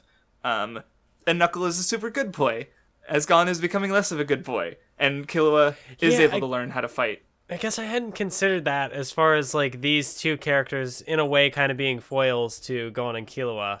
Huh. Sorry, I laughed because I saw this page of Biscuit's talking about their training and their progress and thinking about like, we might not make it. And then there's like a whole page of Palm like being creepy and brandishing her knife. And Biscuit's just like, I should prepare an escape route. Like she's ready to get out of there. Yep. There's like I don't know, there's a way in which like the anime kind of makes it even funnier, because you see in a later shot, she'll have like these like little like tiny thin arms, and they're just kind of like waving around, and she's like, I'm going to get out of here. But yeah, no, the way that Togashi draws that page of Palm, and just like the big shadows, and just like it's good. The hair and the hyper detailed expression, like when Togashi gets obsessive about drawing women, he gets obsessive about drawing women, as we've known. Although in this case, he's getting obsessive about drawing an obsessive woman. Layers. But yeah, since their training is complete for the last couple days, she lets them go at full strength against Knuckle. Yeah, like when Biscuit's like, only 10 more days, and Killua's like, don't say it like our days are numbered. Anyway, going into like the first round of Gon against Knuckle is there's a bit of a Bleach moment where Gon teleports behind Knuckle, and then Knuckle teleports behind Gon, and when I read that, I'm like, oh, it's Bleach. Funny how Togashi, I don't remember him doing that before. Now. And of course we have the teleports behind you countered back in the Bleach podcast for anyone who didn't listen to it. We're bringing it back. I don't know. I'm not going to, because it's an annoying amount of work, but I could. But anyway, so Knuckle, they talk about Gon's Jajag Ken, and he points out that it has two major flaws in the windup and like the aura needed. And that's just Knuckle, because like even during the fight, he's like training Gon. He's saying like, these are the flaws, and like when he does his attacks, like the first exchange, he like says, I'm behind you, which he just makes like a noise, which like gives Gon the opportunity to block so he doesn't get knocked out immediately. So even though so he's still he's a good boy. Yeah, and then of course it turns out that Gon's ability is actually like there's a they talk about like fainting and aura flow and stuff, and how Gon's since it's coming from the same place, like he can swap and do like rock, paper, or scissors as he chooses, and like it turns out that he's like, oh no, telegraphing it and like making it obvious makes it harder to use, but no, the variation makes it it's stronger when the opponent knows, basically, because it's like, okay, is he going to do rock because I'm close, or is he going to do paper scissors when I run away? Like, there's no avoiding it, or there's no guarantee of avoiding it, rather. And even then, like the charge up itself becomes like it's like mind games, because then the opponent knows it's coming. It's like, okay, well, how am I going to try to work around this? Or they might get like how are you going to intimidated dodge like all 3 different types of Nen at not at once, but any of them at this with the same like preemptive like motions. It's a good technique, because Gon's he says like, yeah, I'm gonna overcome my weaknesses, and of course there's also like Killua makes an observation that he's like he learns at extraordinary speed during combat. I'm pretty sure I've talked about this before back in Yu Yu Hakusho, because I definitely think people really not just with Hunter x Hunter, but like in general Shonen, is they really overvalue training. And like, yeah, this is training, but it's also fighting, because like, because you'll know, like, Luffy as an example I've been thinking about, because he's trained for like 12 years of his life, like 10 years from 7 to 17, and then 2 years from 17 to 19 over the time skip. But he's still grown a lot in combat, like mostly, Mathwiz, you mostly remember Luffy versus Katakuri. And like, in general, like, I think the thing people might not understand about like learning and training and stuff is that, especially with something like, the best way to learn is to do. Like, so with like fighting, especially, like, it's very risky, obviously, but someone who's fought more will be better than, like, someone who's fought for a month will probably be better at fighting than someone who's trained, like, hit a training dummy with a sword for a year, basically. Because if they survive that month in actual combat, they're probably decent. So it's like, and I think, I don't know, Shonen just like using fighting as a way to like make the characters learn, like, I don't have a problem with it. I like it, in fact, because just straight, like, I don't know, training is fine, but it's like, yeah, it slows the story down. And I don't know, I don't have a problem with it. Some people do. I think training is kind of like overrated, basically, because, like I said, doing is more efficient and effective actual practice. Because Gon's like, yeah, he's a genius. He's like 13, rather. So, I don't know. I think it depends on the context, because sometimes like having that point where you kind of slow the story down and do the actual training can work better for whatever it is that the training is meant to kind of lead up to. Yeah. But then in some cases, like just having the fighting be the training, or the characters learning more through combat, that sometimes works better. Yeah, that fits. It depends on the context, because I think this is good, and it's like, yeah, they're fighting, but they're also training. Why not? And I don't see a functional difference between like yeah, I mean, Knuckles like deliberately trying to help Gon train, but he still figures out stuff during actual combat too, and that's fine. But meanwhile, you have Killua just kind of watching on the sidelines, which, that's a shonen trope where it's like, oh, the one guy has the big fight and the other ones watch on the sideline and provide the commentary. But in this case, like, it fulfills that, but also it's, in relation to Killua's arc, because Bisky is like, oh, I didn't think Killua wouldn't fight at all during the... So then, ooh, character drama, ooh. Yep. But anyway, we get the final bit where it turns out Gon almost won, because like he just ran out of aura before he was able to give the final blow to Knuckle. Because he was even saying like, yeah, even with a month you can't beat me, and then Gon almost beats him. But then he even threatens like, oh, if I'm gonna fight for real tomorrow, you better come prepared to die. He better come prepared to die. But Knuckles' ability isn't very good at killing, so he's so full of bluster, and he's good. What I also think is interesting, there's the moment with Killua where, he says, if you lose giving it your all, then it doesn't matter. But if you win without giving it your all, it doesn't matter. But if you lose without giving it your all, he's like, I won't forgive you, and he's got the big, the scary eyes. Scary, yes. Scary Killua face. It ties back to what a moment that happens earlier, where Knuckles says something. And Killua's like, oh, it sounds like you're just trying to convince yourself of that. And so here, my interpretation of this moment is that, like, Killua being super dramatic about, like, if you don't give it your all and you lose, I think that also kind of ties into Killua trying to kind of convince himself of that, because he has already had at least one moment in this arc where he kind of retreated. Or was it this arc? Wait. Yeah, because isn't there another fight that is... Did it already happen, or is it coming up, where he, like, tries to fight, and he's like, he's, like, trying to force himself, and it's not working? No, That's that happens later. That's later, yes. That's so good. Oh, I was thinking about that when you're talking about it, because, like, it's so good. Like I said, like, we haven't even gotten to the real good, like, Gon Killua stuff. Like, holy shit. But we will. But anyway, so Shoot has decided to fight. Bisky has some training with Killua where she beats the fucking snot out of him. And yeah, like, and she talks about how, like, he always expects the worst, and he always expects his opponent to be as the best, and, like, he's very, like, self-defeated, like, I can't beat them. Like, she even says, like, it's not your fault, it's the person who tells you how to fight. And we get a panel of Illumi looking really pretty for some reason. I don't know if you thought that, but I did. I was like, Togashi, why?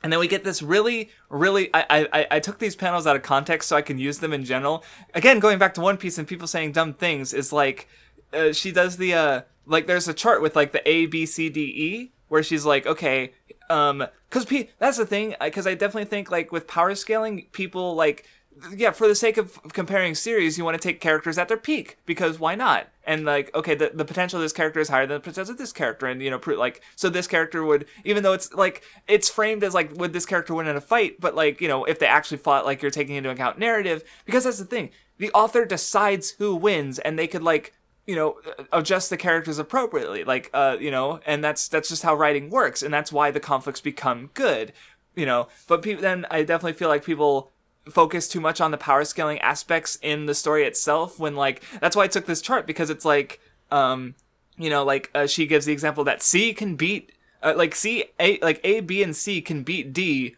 on D's worst day, like, even though B's peak is way lower than D's peak, and the comparison I always, like, what I would use this chart to frame, for example, is the Luffy versus Katakuri thing. If Luffy is A and Katakuri is D, then, like, by not using his trident and, and winning, like, also being wounded like Luffy, like, that D becomes under the A, basically. So it's like, it's fine. There's no issue with it.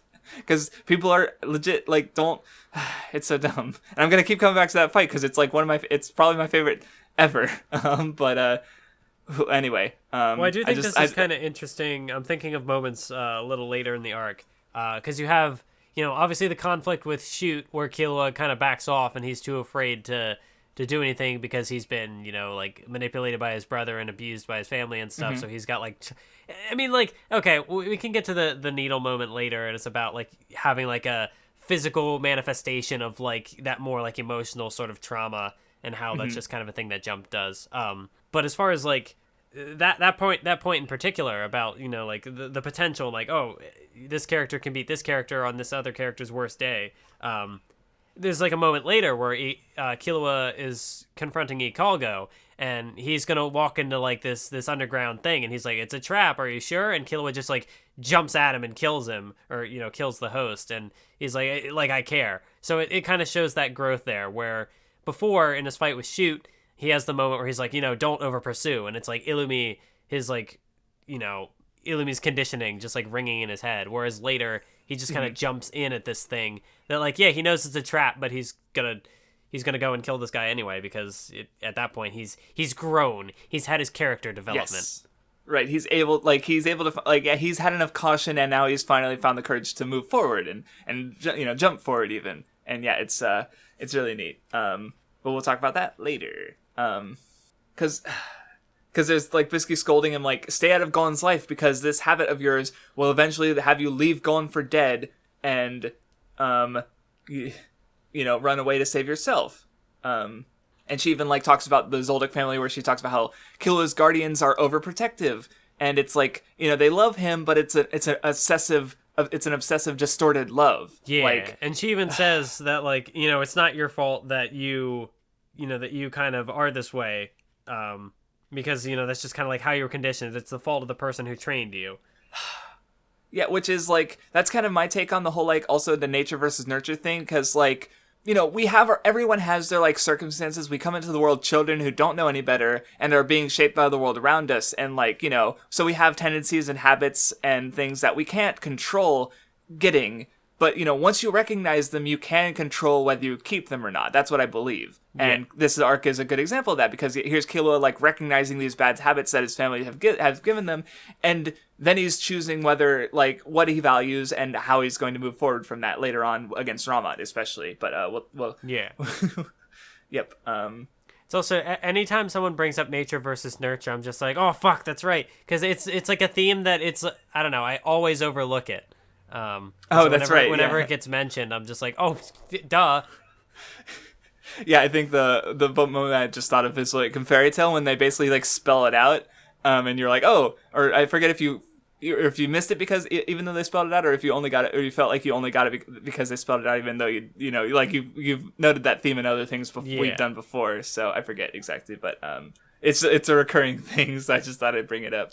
But anyway, in the rematch.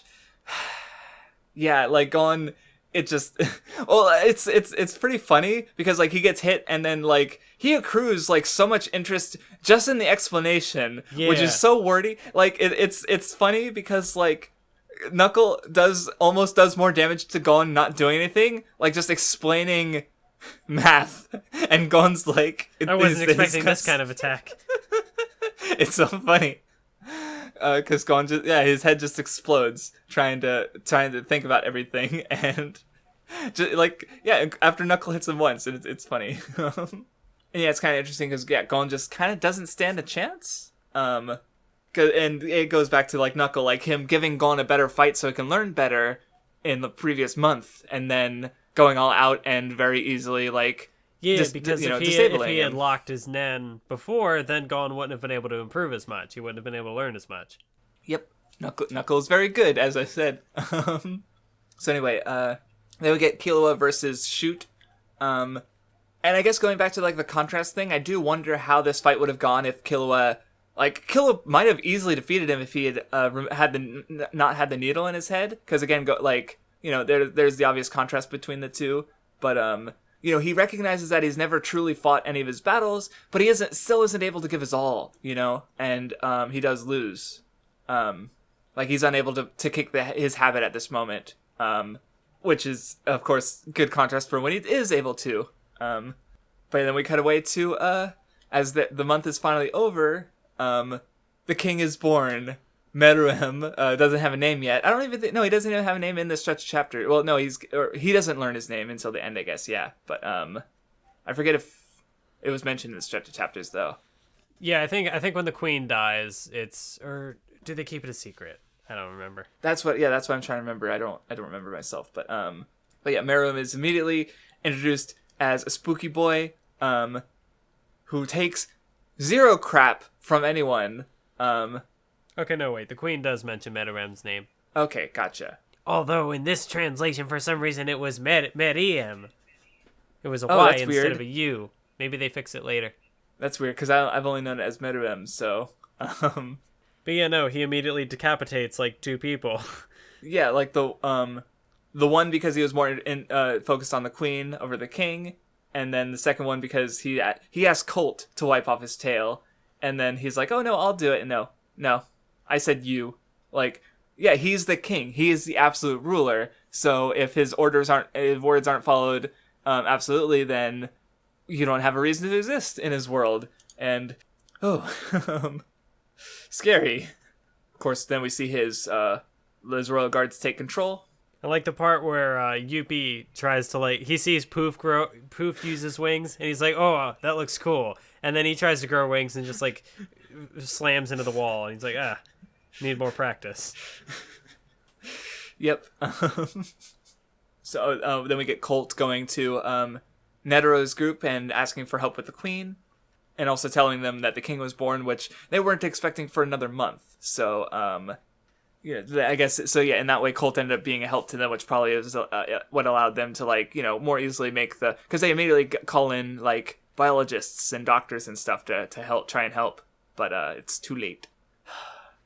And then we get to Meruem's first contact with humanity, where he immediately murders people and children easily with, like, it's not even given, like, a lot of, like it's just done, like, casually, like, even just in the way it's, like, framed almost. Yeah, because even you have, like, the couple in the distance, and it's not even, like, a close shot. Like, they're pretty far off, and then, you know, you just see, like, oh, and now they're decapitated, and they're still, like, super far off, and it's like, oh no. Yeah, like, the biggest moment is kind of later when I think he's eating his first rare, and he's grinning, and you know exactly the one I'm talking about, the panel. No. That's, like, yeah, like, it's when he gets there that his killing is really given more, like, weight in the size of the panels, I should say. Like, because, like, the killing of the child is definitely given more attention with just multiple panels of the child screaming and then getting brutally killed. But yeah, it's interesting how it's, like, compared to how his first murders are compared to, like, his first murder of a Nen user. Or just, like, his mass murders against soldiers. Like, it's more just, like, he seems more, like, bored and kind of disappointed at first because he's like, oh, these are underwhelming. You know, there's no resistance, there's nothing. But then later, well, there's a line later when there's some people screaming and stuff, and he's like, "Do you accept what's begging from cows and pigs or something like they're cattle, they're just animals to him, and he's not gonna so he's acting like he's killing animals, and it's scary. He's a scary boy." But yeah, then back to the Chimera ants, they sort of decide to go their separate ways. The queen can't maintain the kingdom, so no reason to stay.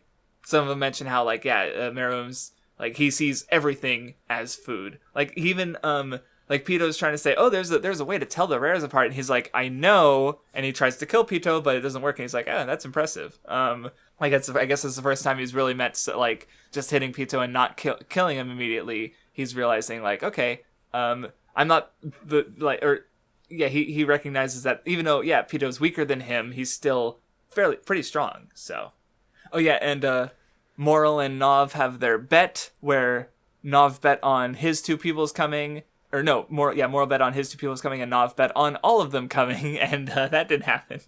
It's interesting that Nov, like, he kind of shat on Killua at first, but then he also bets on them, even before, like, seeing them do anything. There's a bit where Netero's with Colt, and Netero, like, puts on his shirt, his heart t-shirt, and shows off his aura, and he's like, how am I compared to the king? And Colt's like, you won't even make it to the king.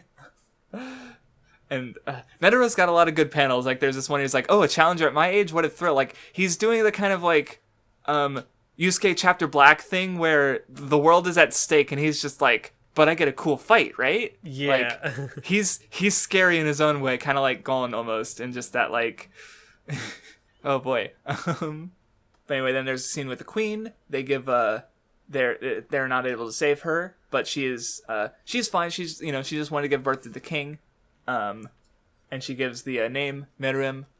And Colt has his, like, because he's like, he says, I'm not able to protect anyone, and earlier he mentioned the name Reina, so he's, like, having these continual failures. But with the birth of the second or the last child of the queen, he decides he's gonna protect it.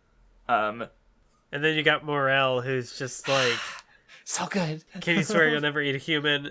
But even when he says that, it's like, if you can't go somewhere where I'll never find you, it's not like, oh, I'm going to kill you right now. Because he's like, if you can swear that, I'll never let anyone harm you. Because he's just like Knuckle. He's a big softie.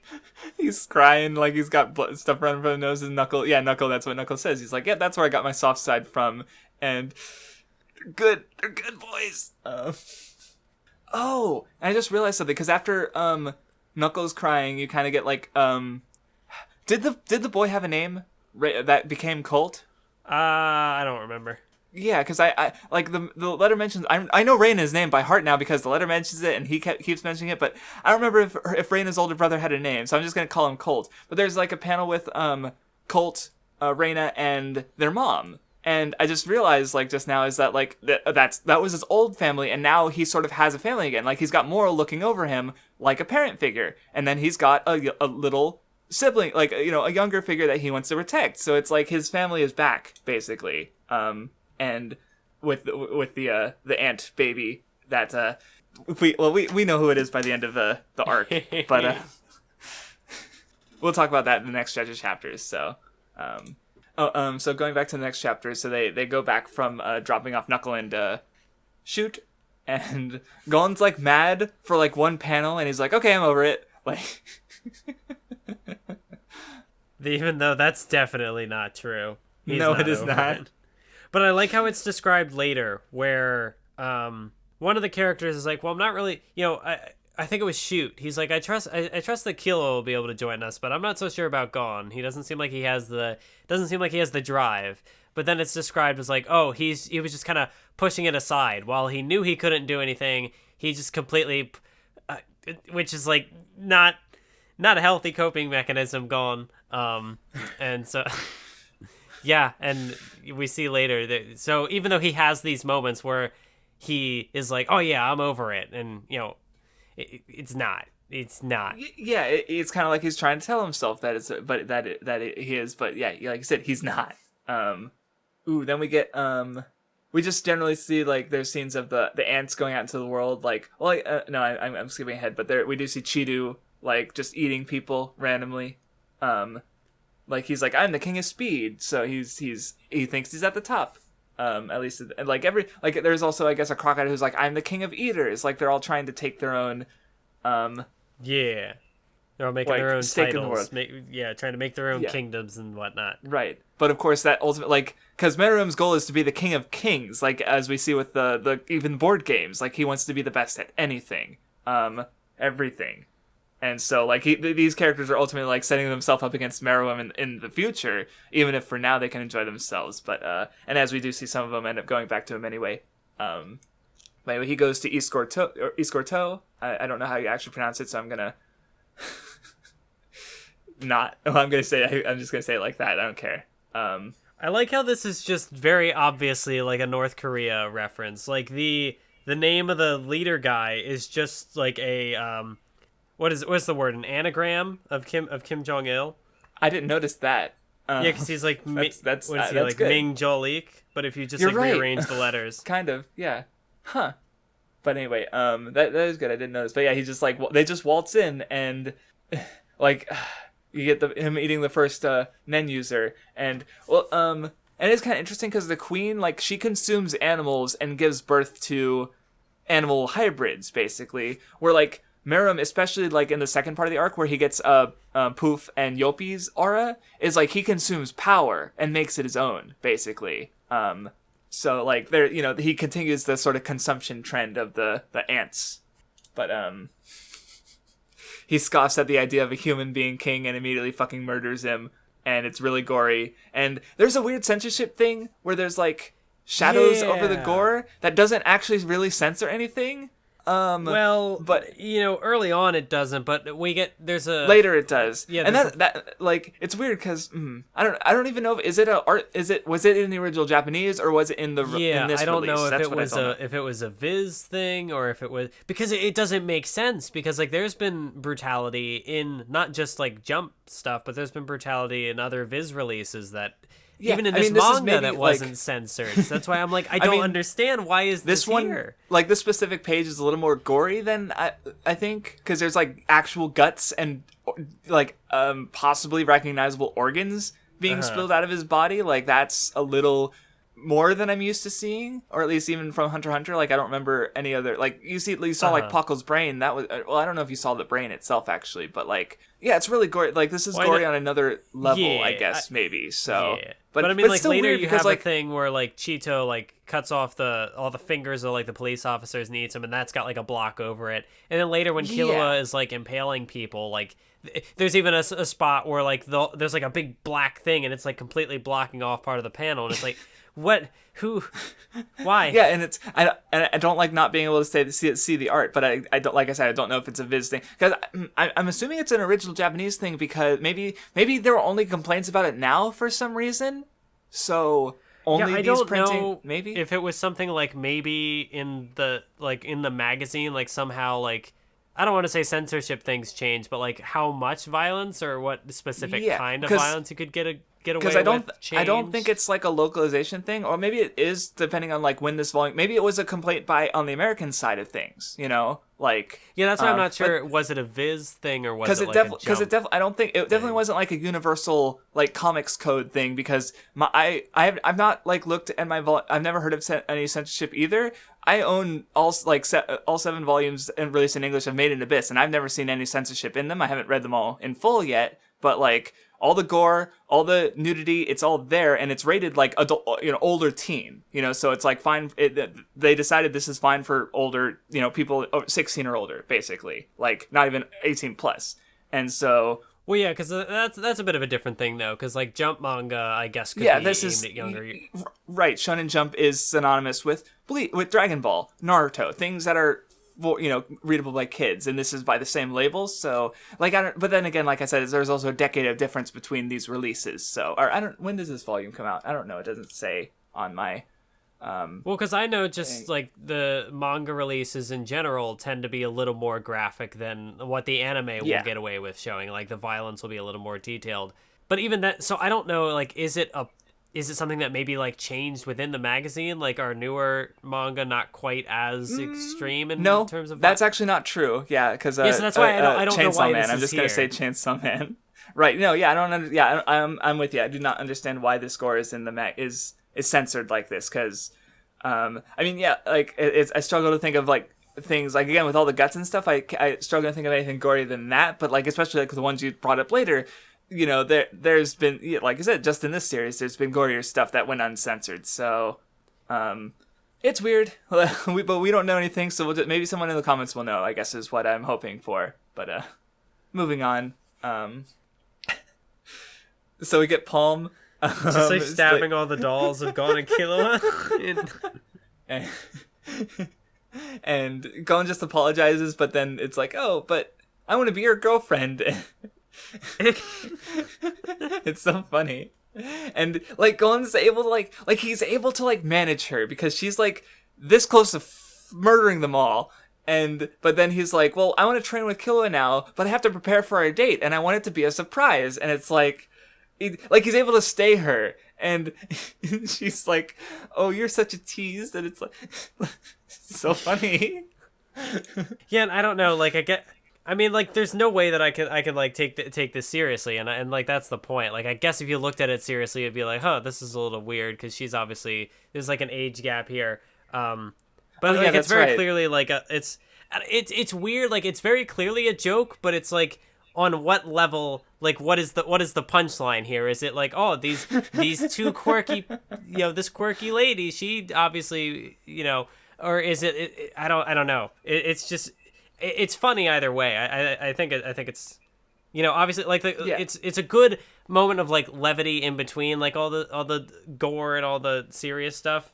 But it's like, I don't know. I'm still in a way trying to kind of wrap my head around it.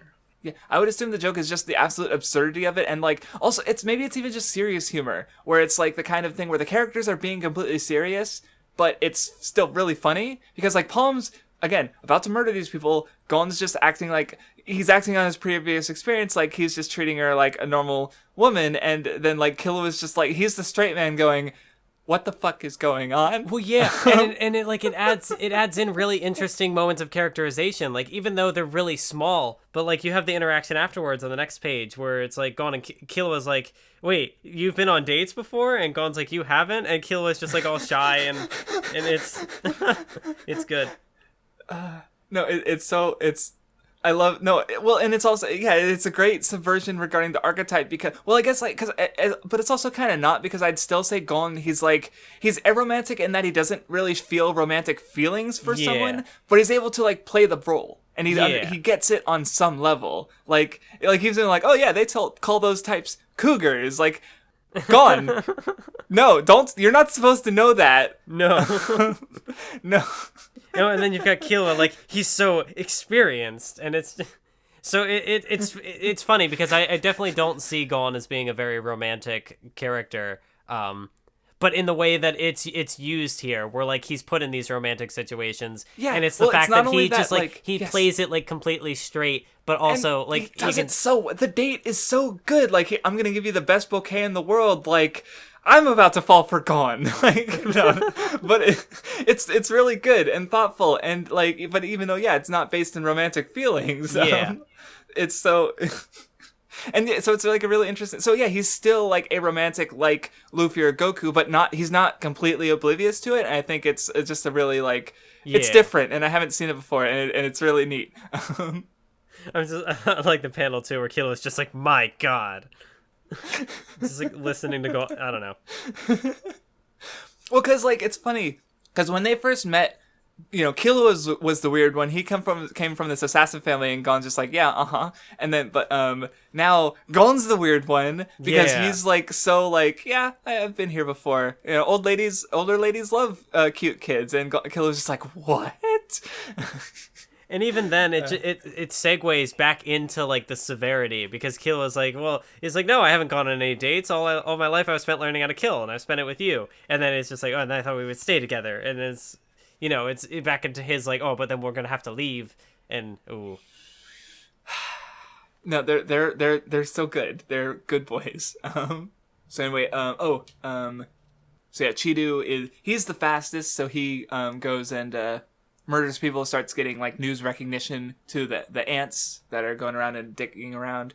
Then we get the date between Gon and Palm, and like Palm's completely transformed and is completely unrecognizable as Palm. And Killua's kind of shadowing them because Gon doesn't have his Nen. If an ant attacks them, he's helpless. And then you get the stuff with the tree where, like I said, it's so good and thoughtful, but then he's also like, and then you've got Killua just kind of tagging just, you know, following from behind, and he's like, what am I doing? Now I look like the stalker. It's funny. And then we get the good ass Killua moment when Ramat sniffs him out and he attacks, and here we get basically what Biscuit was talking about. But what do you have to say? Because it's so good. This chapter's so good. Yes.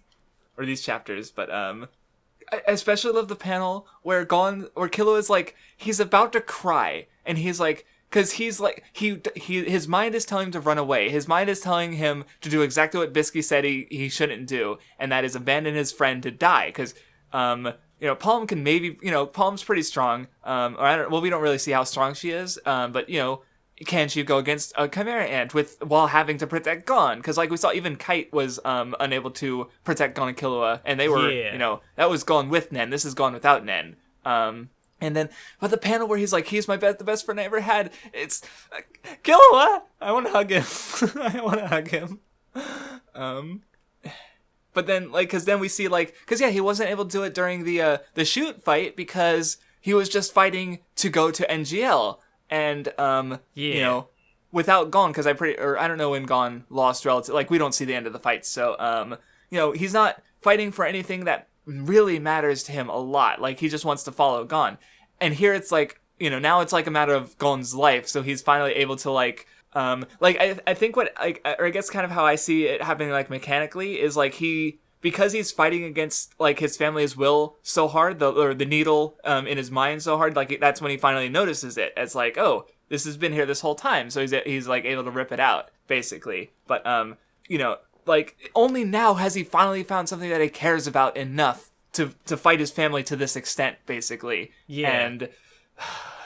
And like I mentioned way before, is like I think the needle is fine because I know some people are dissatisfied with it. Like it's just like, or you were gonna say something. Yeah, because like some people see it as, you know, like Killua's character, the whole stuff about like the you know, like the conditioning by his family and kind of like the trauma surrounding that, and like, you know, the more psychological aspect. Like some people see the needle as like, oh, it takes that away by making it, you know, purely a physical thing that was influencing him, kind of like a mind control sort of thing. But I think, like, I personally think that there's enough characterization that, like, you can tie the psychological to the physical and not have one invalidate the other. Because, like, we'd seen enough, there'd been enough moments of, just up until this point, like, Killua has very, you know, carefully been characterized as this person who, you know, he fights a certain way. You know, he'll try to avoid, you know, he's always got to know about the person's abilities, or he's got to create the best scenario where like he's going to fight that character at his best, and he's got to make sure that he's stronger than them, and it ties into the thing Bisky said with the chart about you always view them at their peak. So I don't think that the thing being physical invalidates the more psychological aspect of that characterization, because especially now that having gone through Naruto, just the big three in general, I don't know if this, because there are other character arcs and stuff that are characterized, more abstract things are characterized through physical, they're represented through physical things. Yes. But I don't know if I've ever come across one that's, I guess, quite, I don't know. Maybe there are other ones that are direct like this, but this is definitely, I see in the same vein as those, where just because it's like, oh, he was able to just take a physical needle out of his head and that was enough. Because I guess how I might see the issue framed, or how I can imagine it being framed, is like, oh yeah, he just he removes the needle and it undoes all these years of grooming, which I don't really see as the case, because he's been steadily changing since he met Gon. Yeah. And I think so I don't and yeah, it does make for a rather abrupt change, but how I reasoned the needle before is the family, Illumi he doesn't even fully trust their ability to groom and raise Killua in this way. He has to put something physical on because he needs this complete control over Killua. So so in a way, the physical aspect of it is, if anything, more of just a putting further emphasis on the psychological. He's going to such an extent that he's the way you had said it, where Illumi wasn't convinced that just the psychological would be enough, so he went one step beyond. Yeah, and I guess let's say because going to the realistic psychological thing is okay, if Killua has this issue, yeah, it does go really quickly when he removes the needle, but the alternative is it would have been going away from the beginning, and you would have never had this moment, because the reason this moment is cool is because it is so abrupt, and you see just how much Killua is being held back by his family, where it's if there was no needle and he just gradually had this aspect of him removed over the course of the series, is then it it wouldn't have been so abrupt. It would he would have seen the gradual arc and. I guess the way that I wanted to phrase it, you had said the gradual arc. There have been subtle changes leading up to this moment, and you can even juxtapose this to the fight with Illumi before in the Hunter exam, where Killua was not confident enough in his friendship with Gon that he killed a guy and ended up going back to his family because he didn't think that their bond was strong enough. But you juxtapose that with this moment, where now you see he did have enough faith in that bond that he was able to, move past that, the mental block with his family. So yeah, I guess the issue would have been if there wasn't I guess because there was enough subtle character building leading up to this point. I think that's why it feels like it works, because it does serve as the big climax of this is the culmination of his growth to this point. He is able to do this thing. And there's still more that comes after this. It's not the end of his character arc or anything. There's still more changing and improving he has to do.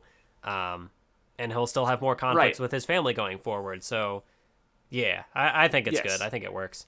It's one of my favorite moments from the arc, and it's so satisfying when Ramot's wait, why am I the one paralyzed with fear? And you get the big ass snake visual, and Killua's just he gives Ramot the chance, because he doesn't jump into killing. He says tell the other ants, don't come near us or they're dead. He gives him an opportunity, and Ramot's he's just you little shit, I'm gonna try, and then he's just okay, and just rips off his head with and crushes it he did that heart back on in the first arc, and oh well, So it's so sad, especially because Ramot's basically just been a gigantic asshole the entire time. So, and he's even getting before he was excited, drooling about oh boy, I'm torturing this child who pissed me off before. So watching him die is satisfying. Yeah. And then, of course, he comes back and it's Gon just writing apology letters or whatever on these in a dark room. It's because it's kind of funny now I think about it, because it cuts away from her, and because Gon's I want to focus on training, and she's just what? And of course, knowing Palm's tendencies, Killua just had to, he was forced to abandon Gon to her, to deal with Ramot. So now we see the results, and she's just like, yeah, right. She's making him write lines, and of course Killa pisses her off and like runs away with Gon, and it's funny. And of course, no, like she fucking goes battle mode. Like she's got just all these knives like strung from her. She just completely loses it basically, and Nob's just like, "What are you doing? Follow me." And she's just like, "Yes, sir." Oh my god, hard eyes and. I need to. So there was. And then there's one, the little panel at the end where it's like, "Gone freaks, 12 years old, blood type B, forced to briefly date Palm, dumped without any warning." Didn't even notice. Yeah, and it's like, how serious? I was gonna say, because I do want to, after I finish the arc, I want to reread that, or I only read part of it, but I linked it a while ago, the blog that did the Nen analyses, and there's a write up on Palm, and just like from the first part of it I read, it made some really interesting observations that I kind of don't fully remember, but yeah, like that's why I want to reread it, but or read it in full. Yeah, but then after that we move on to the fight.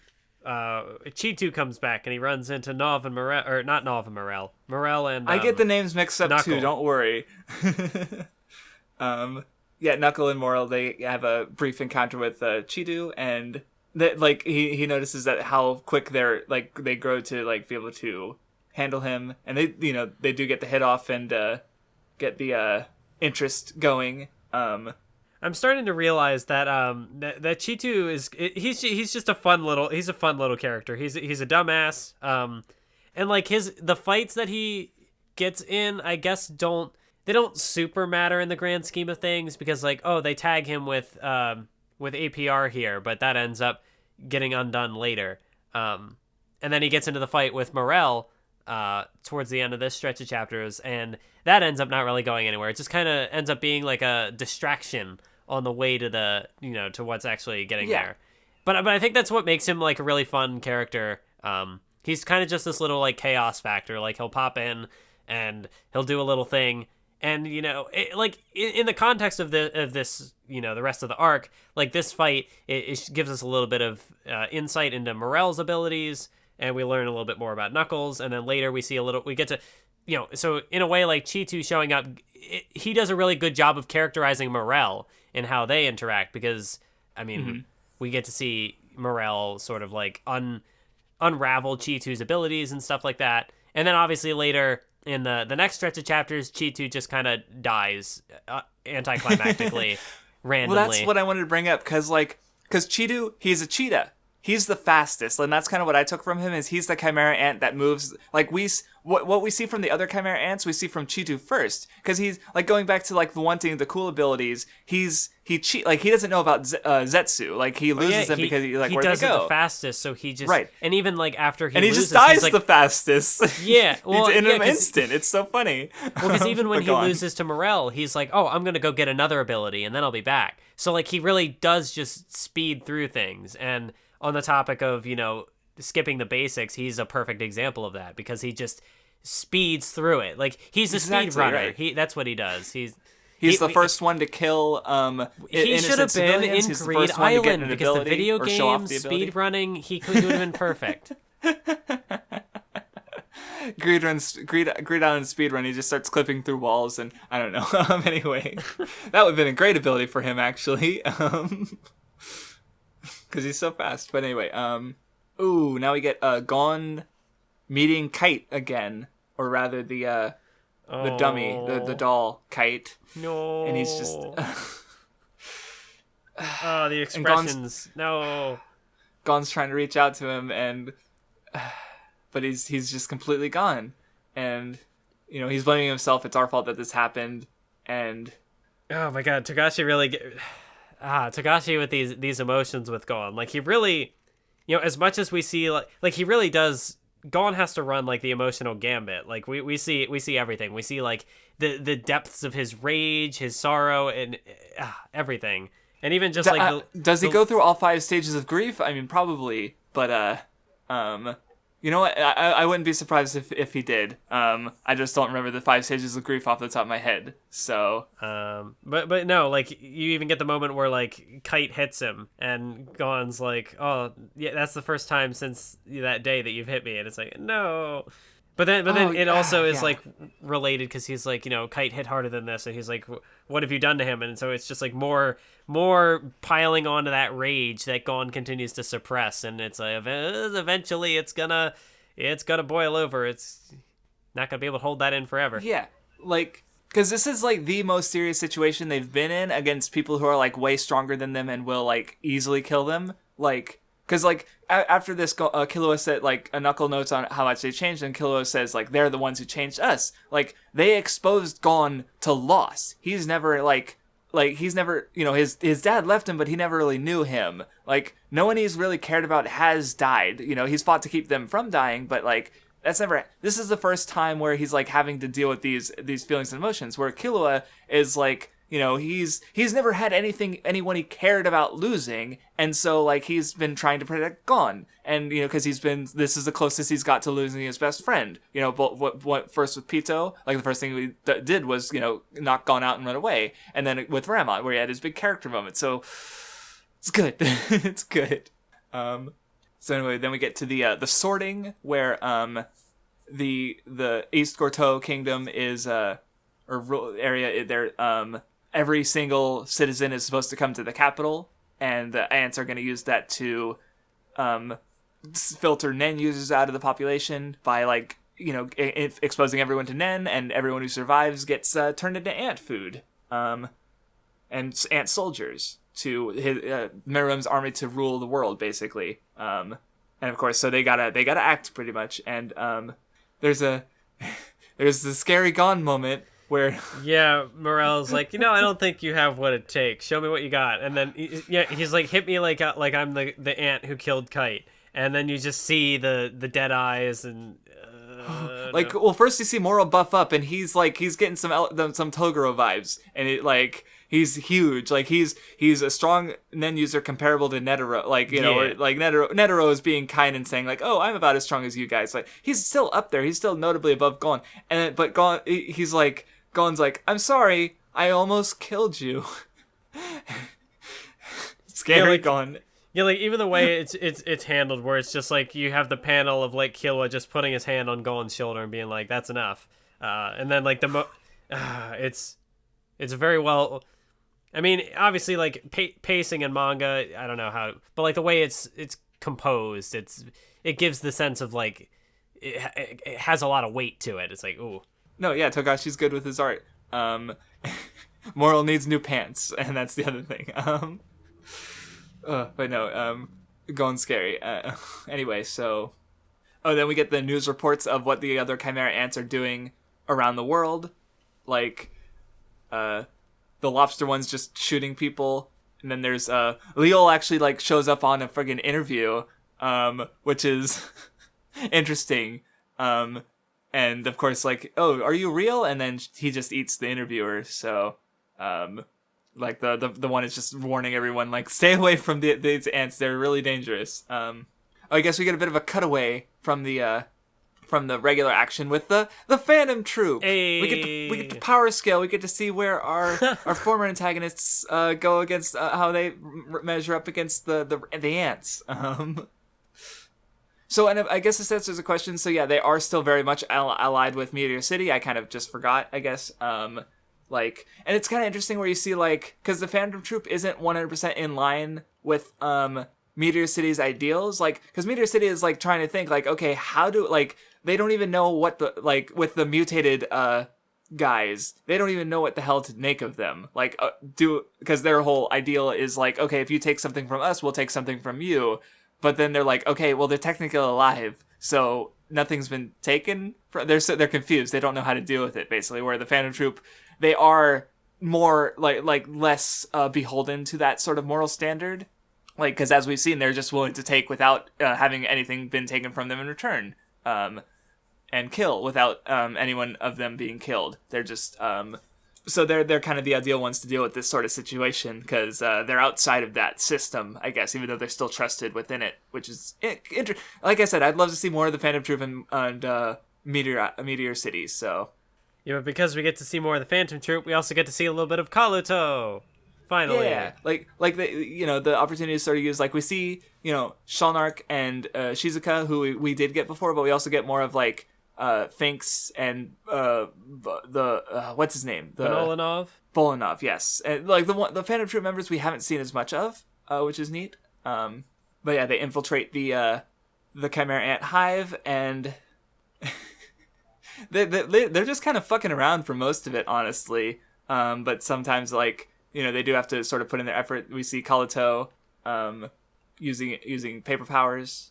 We get the whole thing with Bonolanov's power of, like, he's got all these holes in his body, and he's from this like tribal sort of, I don't know, it's just the way that, like, he's got all these holes in his body, and he can like use like the sound as like part of his power, and it's right. He does like rituals to create kind of like first he does just the normal like war tribe spear thing, and then he summons the planet Jupiter to crush, and it's like, okay.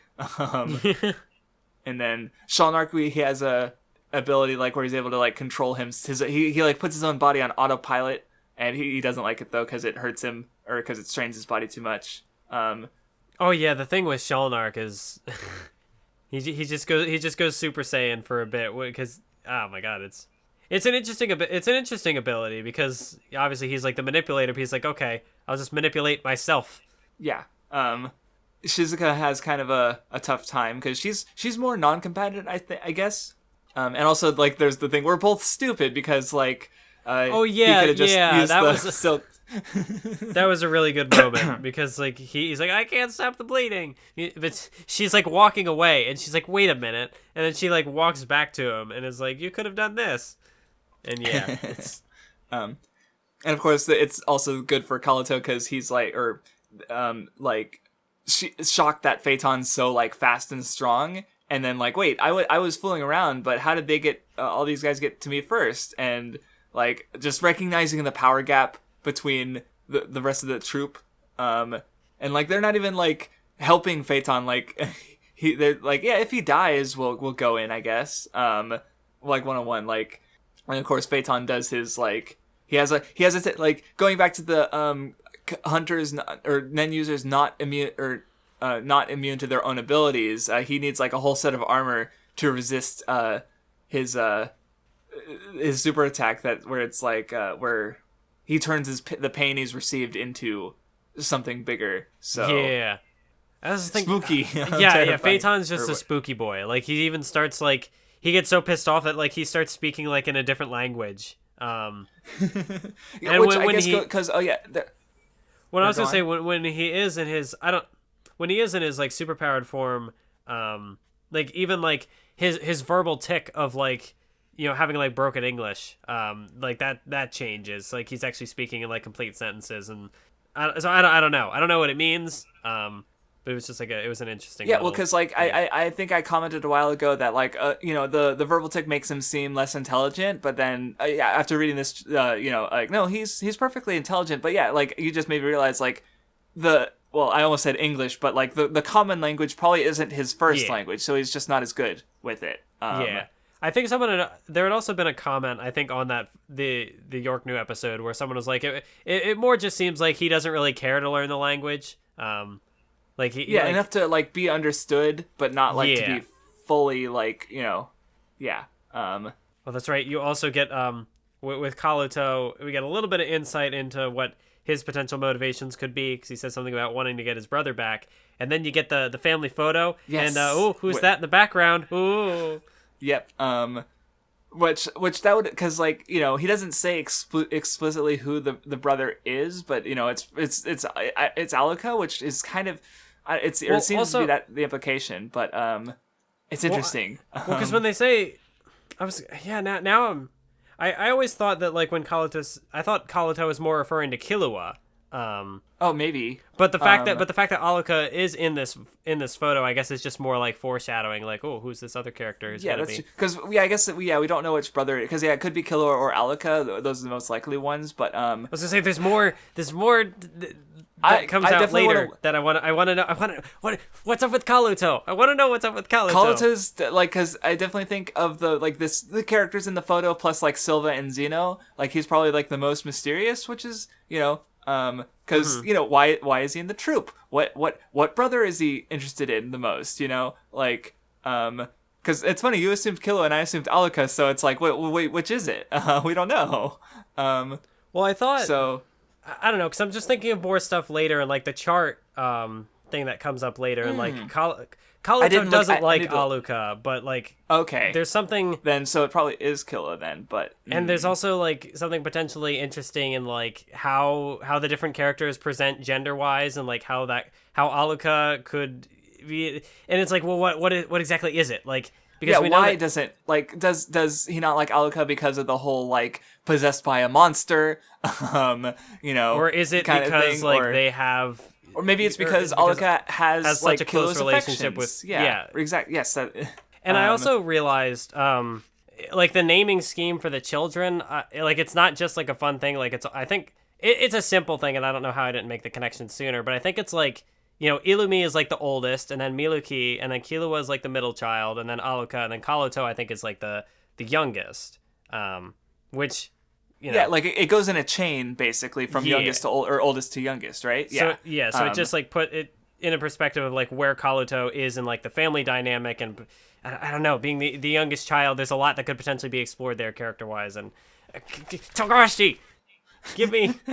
I'd love to see more of the Zoldycks, yeah, even beyond what we get, and, well, like, considering the Phantom Troop is very likely to return, then, you know, Kaluto is definitely, likely, like, yeah, exactly, that's what I was getting at there, but, I mean, like, I guess I didn't assume that, like, there was anything related to Aluka here, but then again, it's not like other characters don't miss, it's not like other characters within the Zoldyck family don't misgender Aluka, so I guess it could be possible. Yeah, exactly. Like, but we'll talk about that later. Though another thing, so an anime manga difference that I 100% remember is when they're escaping Finks's like sun attack. I'm pretty sure I remember Finks like carrying Kaluto. I think it was Kaluto. Maybe it was Shizuka, but I think it was Kaluto like over his shoulder. Which I thought was interesting because it's like the troop is pretty like harsh toward each other, but Finks was still like protecting one of his own. From Phaetons. Yeah, you're right. And, like, I'm especially sure it's and if it, or was it Kaluto, you think? I think it was Kaluto because like Kaluto's also like kind of surprised at first and yeah, he's like, which is also I want to see this power. Yes. Right, but he's being stupid, and it's like, no, we almost died. Don't. And it's also interesting because Kaluto is like the newest member and like the least, you know. Yeah, it would make sense that if he carries someone off, it would be Kaluto because everybody else would know to run. Right. So it's like I said, it's interesting that he would protect, you know, protect this, you know, young, stupid, and least Phantom Troop member of the troop, like, because he's not from Meteor City. Like, well, maybe Bolnilov isn't either. So it's not like they're the only one. You know, he's the only one. But still, I just thought that was a really interesting little thing. But it wasn't in the manga, so you know, it's interesting, but anime only. So although we do get a little, you know, we get the moment where the members of Meteor City who've been like transformed, they're like, yes, you know, please kill us, and he's like, no way, you got to send yourself out in style. He's like, so it's like I'm not gonna kill for charity, I believe is the line he uses. So it's like they have to like fight and show that they have like that Meteor City pride. Right, that die with dignity, you know, like go fight against like Meteor City's strongest and most well respected like warriors. Don't die like a dog, literally, like this, the one looks like a dog being put down, you know? But yeah, then they just sort of, you know, they leave, mope about Crollo a bit, and that's it. Just little Phantom Troop side story, just catching up with them. Yeah, in this particular case, I don't think the fights are as interesting, like, narratively, but it's nice to see the troop again and see, you know, their powers and... Because, like, even if we don't get any more details into what's going on with Crollo, like, I thought maybe there'd be a reference here that, like, oh, he's had his Nen exercised or whatever, but we don't quite get any information there. But we get to see more of, like, the thing that's progressing here is, like, Kaluto's dynamic within the troop. And, yes, I don't know. It's still doing something and keeping them in the mix. And I guess we're also seeing, like, this is... Well, because, like, as I understand with ants is that the queen is the only female, where Chimera ants take parts from other, like, races. So here you have Zazan, who's a female ant, and she's trying to become a queen, not a king. Like, so how she acts as an ant is a bit different. Even, again, like, maybe nothing, like, major there aside from just that difference. But, you know, it's neat to see how, like, all these differences have affected these Chimera ants and all the different things she's consumed. So, yeah. I don't know, maybe also their inclusion is kind of connected to the whole, like, humanity sort of thing going on, where it's like, even these people, like, even these human murderers can still have, like, that more, like, sympathetic side to them. So maybe there's, I don't know. It's the only other thing I could maybe think of to take away from it. I hadn't thought about that in contrast, but we'll just move on for now. We're only 2.5 hours in, and how long do we have? How many pages do we have left? 3 volumes. God, I knew it was going to be 6 hours long. And I actually closed my thing with all the images. Come on, second. I thought you were going to say you closed Audacity, and it's like, oh no, starting the podcast over. So anyway, the sorting is beginning. Yeah, we get more in reference to this just being a North Korea reference, because it gets into specifics like, oh, there are rumors about nuclear development which they're using as a bargaining chip in international politics, and Gon just like he's having like a meltdown, and Killua's like, wait, no, you can't blow a fuse, you'll give us away. But yeah, it's interesting. It's an interesting setting for this arc to be taking place in, because with all the stuff with the sorting and people just going missing and everything kind of being kept in the dark, it's within a nation that just kind of does that, like everything. It's similar to NGL too. I thought that what I just realized is kind of interesting is how, like, first with NGL. Well, the thing with NGL is it's interesting because it's like you have this group. NGL is this group of people that love nature. Like they'll even let like plagues and stuff like ravage them because that's just nature taking its course. And so like they're not even able to do the most basic like thing as these juvenile ants are sort of coming. Now that ants are sort of matured a bit, they're more human-like, and they're they're more able to take care of human systems that are also, like, still, like, the word isn't able to get out of what's happening. The only people who know are, like, the Nen Users and Hunter Association. Like, even as ants are going around causing havoc, they're just these, like, monsters that are coming out of nowhere to the rest of the world. They don't grasp, like, the thing. So, yeah, it's like you have...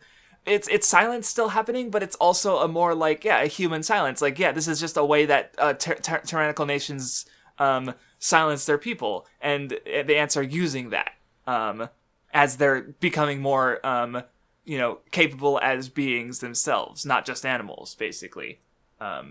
So like it's not just that like these two nations have the silencing thing going on, but they're also like the contrast is different, which is interesting. Though there's also more contrast with, like, the political stuff, specifically with Bizef, but I'll talk about him later, when we get to the palace stuff. Okay, and then there's a really, really good, interesting moment. Because they talk about the sorting and stuff going on, and how, like, they need to stop Pito to stop the sorting, but then, like, there's issues like, if we fight, we're going to alert the ants that something's going on, and it'll reduce our chances of beating them later. And Gon even says, Killua, no matter what, don't kill people. And I thought, or don't stop ants from killing people, because it'll, like... And I thought it was interesting because it's Gon telling Killua to be nice and don't save people like a hero. And Killua is the one who came from a murderer family. Like, you'd think Gon... Like, going back to Greed Island, like, remember they were in the romance town and there's a girl being harassed by dudes and Gon steps in and they're like, no, don't fall for, like, the oldest trope in the book. And here's Gon is telling Killua not to do something really similar, and Gon doesn't. That's the thing. Killua is the one who does do that. Like... Wait. He doesn't. He makes no promises to Gon, and he's the one who ends up helping people. So, or what were you gonna? Did you say something? Or wait, which moment are you talking about? Who is the one talking to who?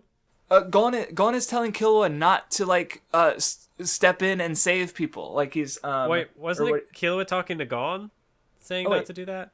Oh wait, I've got it backwards. Holy shit, I misread this scene entirely. I'm stupid. Oh my god. Yeah, you're right. Kill me. Oh my god. I can't read. Well, no, because I guess in that one panel, it does kind of look like Gon might have, like, an open mouth, but... Yeah, that's... I guess I was speeding through too fast. Well, because you were saying that, like, Killua's the one saying, like, don't get involved, but then Killua's the one who ends up getting involved. Yeah, no, Gon, that changes the scene, but yeah, it's still interesting, because, Killua tells Gon not to do anything, and then he does things himself, and Gon listens and doesn't do anything. Like, Gon just kind of fights ants, and Killua ends up getting people out, so, I'm so stupid! Sorry. Well, I mean, I guess that the only thing I could think that this maybe being like relevant to is like a moment later where it's kind of like the inverse, where it's not someone being killed, but it's someone being healed. But I don't know, or maybe my brain's just not working. I know mine isn't. Anyway, we cut away to Nav and Moral talking to one of the military leaders of the East Corto, getting information. Then we see more of them later, which is what I thought we were getting at, but we weren't. Knuckle and Shoot talk about the having to turn a blind eye to all the murder, and they kind of because it's like, oh, we'll let millions die so we can save billions, or right there. That's the conversation they're having, and of course, as it turns out, like taking action and helping people is the right thing to do, as because they find out the ants are getting, like, they're starting to get Hatsu abilities and learning their abilities from Poof, and becoming more dangerous as time goes on. So, like, the faster they act, the weaker their opponents are. So, yeah, which is very shonen, just like act, move, do the hero thing. So, but yeah, go and fight some ants. Another fight I just don't have much to say about, except the Batgirl is kind of cute, design-wise. That's all I have to say. Like, it's a fun fight.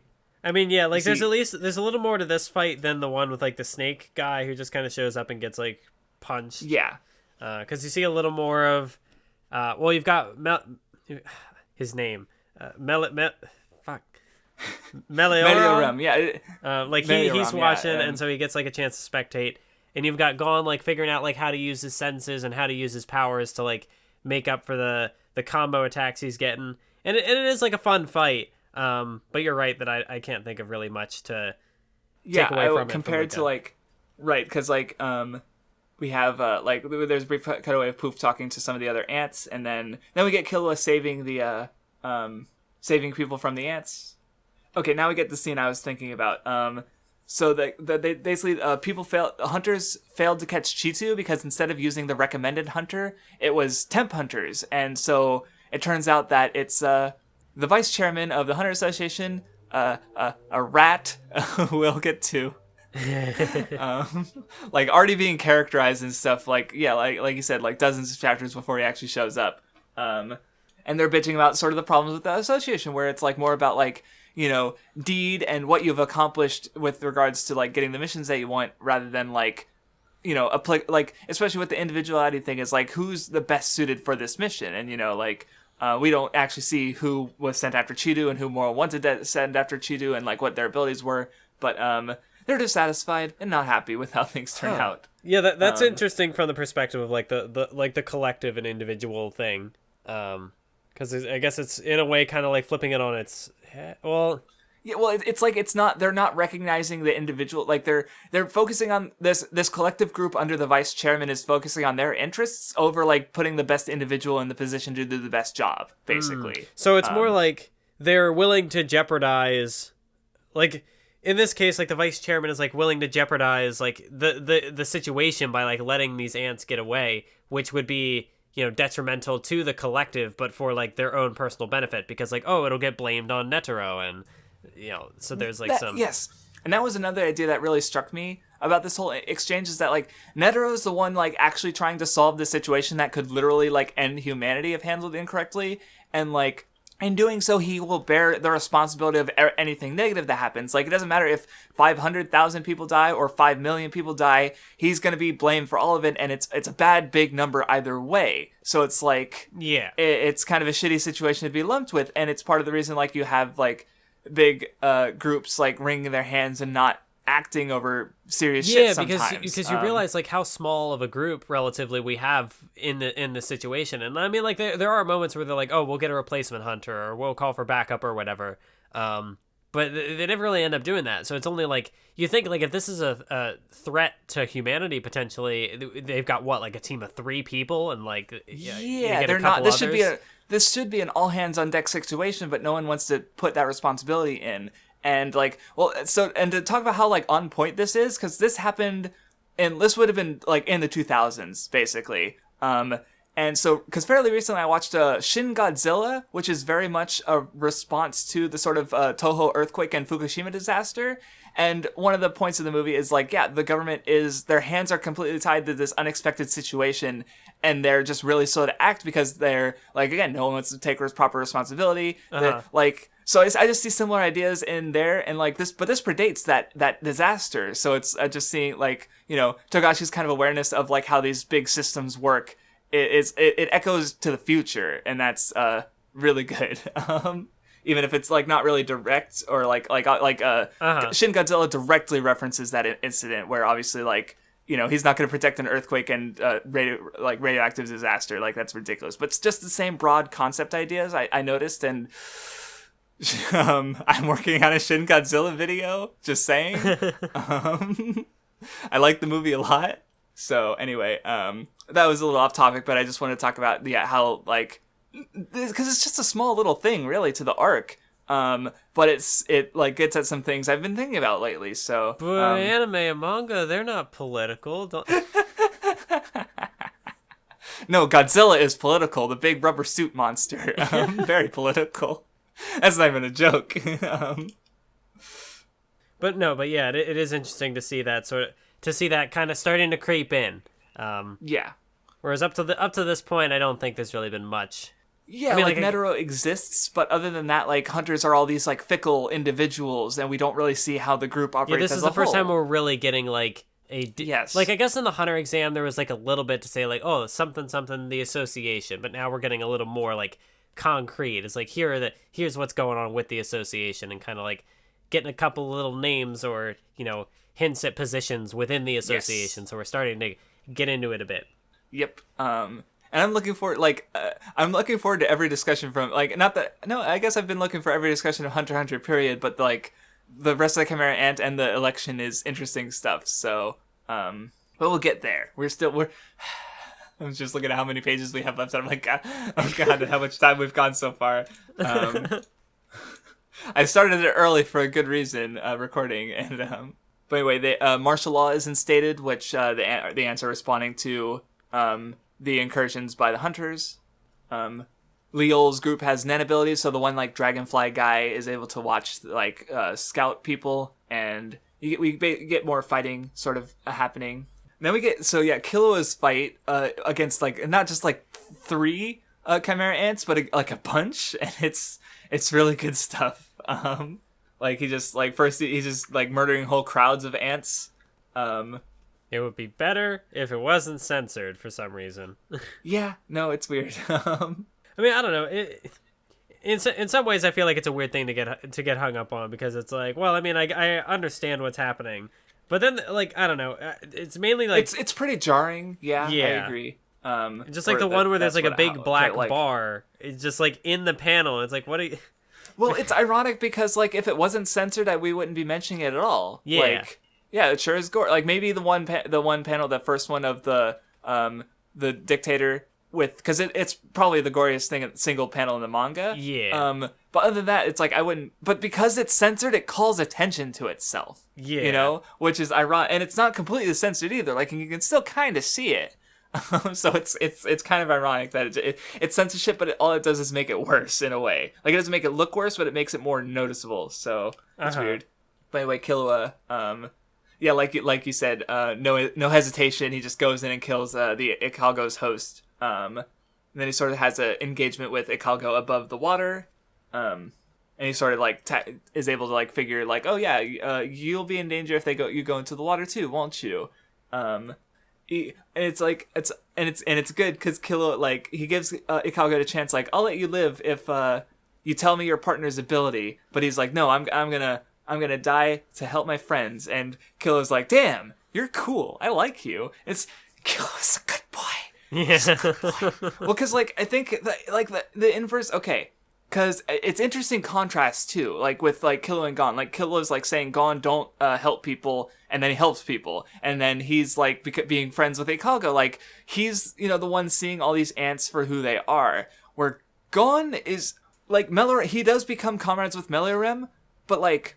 I always thought it was interesting because, like, yeah, he murders these ants and he's like, oh, hey, I'm let's team up. And Gon's like super suspicious, and like how I saw it is like Killua and Ikago become friends like because of Killua, because of him like looking at Ikago and like giving him value to this like and he was like, wait, this is happening? We're with Gon and Melioram become friends in spite of Gon, like only because Melioram is like so persistent, basically, like because Gon is fucking terrifying, and it's like it's such a good inversion because like Killua is like the murder child, but no, he's making friends, and then Gon's like the pure-hearted boy, but no, he's having like he only barely makes friends with Melioram because like after threatening like I'd kill you if you were lying to me, like I think it's really interesting as like a display of. Like, these characters have been together for, at this point, we're going on, like, 200 chapters and over. So, like, it's interesting seeing how long they've been together and seeing, like, how they have kind of influenced each other, in some ways for the better, in some ways for the worst. Yes. Because, like, in Killua's case, like, clearly, the fact that he's able to, like, see the humanity in these people, I think, is...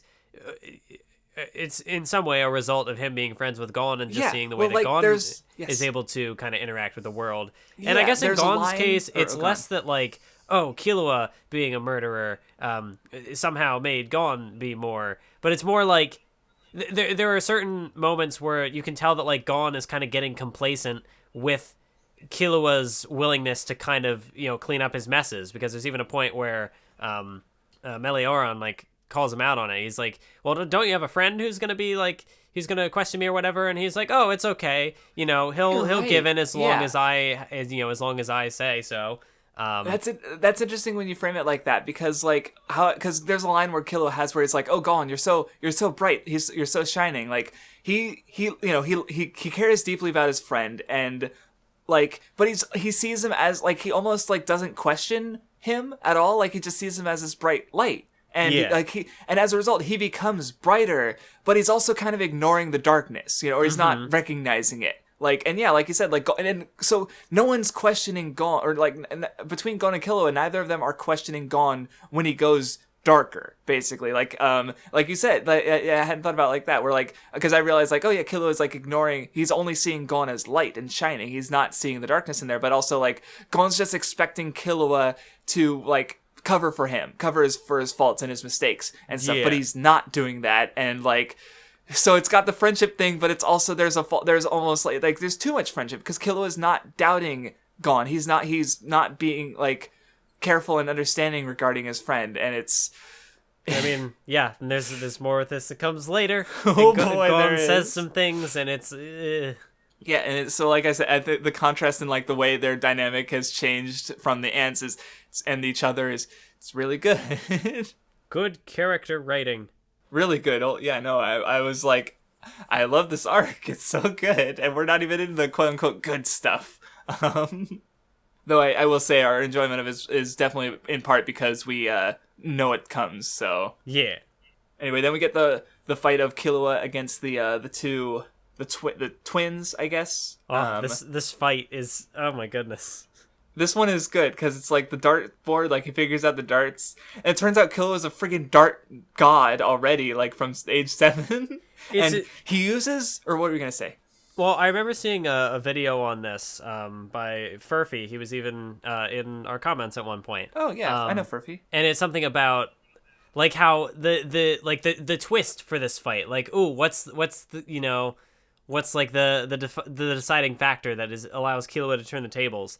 And it's not like, oh, he invents like a new power or something or this, that. He just like, it's based on like characterization, like the way that he's able to, figure out the, the solution. Like he figures out the dart game that they're playing because of his upbringing with his family and whatnot. So it's like if any other character was in that situation, probably would have been screwed. But because it was Killua, and because Killua had, this like background, he was able to, use his abilities in a way that allowed him to win the fight, as opposed to it, when people talk about like ass pull power-ups or whatever, or like, how are they going to get out of this situation? This is one where Togashi like very clearly creates a situation where it's like, this guy's powers are impossible to beat. Like the only way that it'll work is if he like misses the dartboard or whatever. And so like he almost creates this expectation that it's like, is that how the fight's going to end? Is Killua going to die? Like, what's going to happen? And then Killua's just a monster. And, Yeah. Yeah, well, and it's interesting that you bring that up because you could easily make the complaint that it's contrived. Killua is Killua is the only one who could have like won the fight because he has like the perfect ability to stop the dart. He has the specific knowledge of being good at darts from it, like his specific upbringing. Like it's so perfect. You could wind it contrived, but it's also so interesting and creative. Like Killua used like programming the electricity to act as like the nerves in his brain, but like without having to go to his brain to get like that instantaneous like speed is like probably the most creative like use of lightning I've seen. With like second place being Eneru defibrillating his own heart. Like it's really clever, and it's just like it's just a really cool like encounter with the general like mechanics and tactics and strategy and stuff, and just like the creative uses of powers. Like Nen is cool, and fight is like the one you point at to explain why, because like it's just really neat. And I guess there's also with regards to these characters, I guess you could say that there's another case where like it's a powerful ability, but maybe not one that was fully fleshed out or not fully considered with regards to the basics, because it's set up so that like the characters can hear Killua and what's going on, and they can talk to him, but they can't see him. So like if they could see what their damage was doing, they would have been able to tell that he took he was able to block the thing and he didn't die. But they they get too complacent. Like they're able to hear him. Another thing he said is that there's also the dart. Oh, sorry, you were still going. Well, no, I was gonna say I was just finishing up. Like they were able to hear him, but they couldn't see that they didn't kill him. And so when they just kind of wander out leisurely and are like, yeah, we did it. Nope, then they're dead. Yep. And then with the other thing is the dart game itself is like Killua was immediately able to tell that they were playing by like standard international rules, where it's like if they'd had the experience to consider that, is like they would have realized like, oh, maybe we should like be not be so straightforward,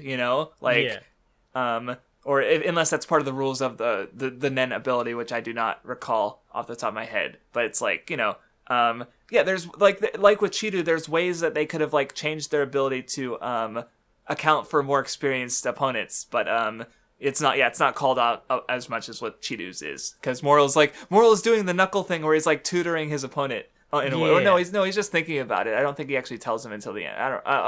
We'll go through it again. But well, another thing I'm also trying to think with this fight, because the characters, the siblings, they talk about like, we trust, our trust in each other, our faith in each other is, the most powerful or whatever. So I'm not 100% sure what like the whole faith trust thing is, like what that could maybe entail with regards to this fight, but it's something I'm gonna be thinking about. Mm-hmm. Yeah, because I can't think of anything either right now. But one thing I'm noticing right now that I think is interesting is because after the fight, Killua collapses, and he's shocked at the damage he's sustained. Like, is this really my blood? And I realize, because like this is sort of the negative side of his newfound like courage, basically. Because he's been so cautious, he's never really gotten hurt in any fight I can think of. Because he's always run away. This extent. No, like not like even in like Greed Island, like he won that one pretty handily. Like I'm trying to think of like Bisky's beaten him up a bit, but not like to the point of not being able to move because he's lost so much blood. Like, so I just thought it was interesting that like, oh yeah, he's never been this hurt before. So he's shocked. He's like, wait, this is my blood? What happened? He doesn't understand what it's like to be this hurt because it's never happened before. So like, he's still inexperienced in a way. And like, he does get right. Yeah, because like he'd even said like he'd never fought any of his battles, truly before. And then I'm thinking back like, well, what happens on Greed Island? Well, he beats the guy pretty handily. What happens in York New? I mean, he doesn't really he's out of his league, but he doesn't even really try. And so right, they managed to escape all their major fights. They have little scuffles, but nothing where he gets like seriously. Like even Gon has been like he's gotten like with Hisoka, he's gotten knocked the hell out. With Hanzo, he gets his arm broken and gets knocked the hell. Like he's been knocked on his ass before and hard, where Killua really never did. So like the closest would be the Bisky training, But even then, that's another really interesting part of their dynamic. Now that you mention it, because you have like Gon, who very, I'd almost say gleefully, like I've said before, he's kind of glutton for punishment. Like he'll put himself in these situations where he knows he's gonna get hurt in some way.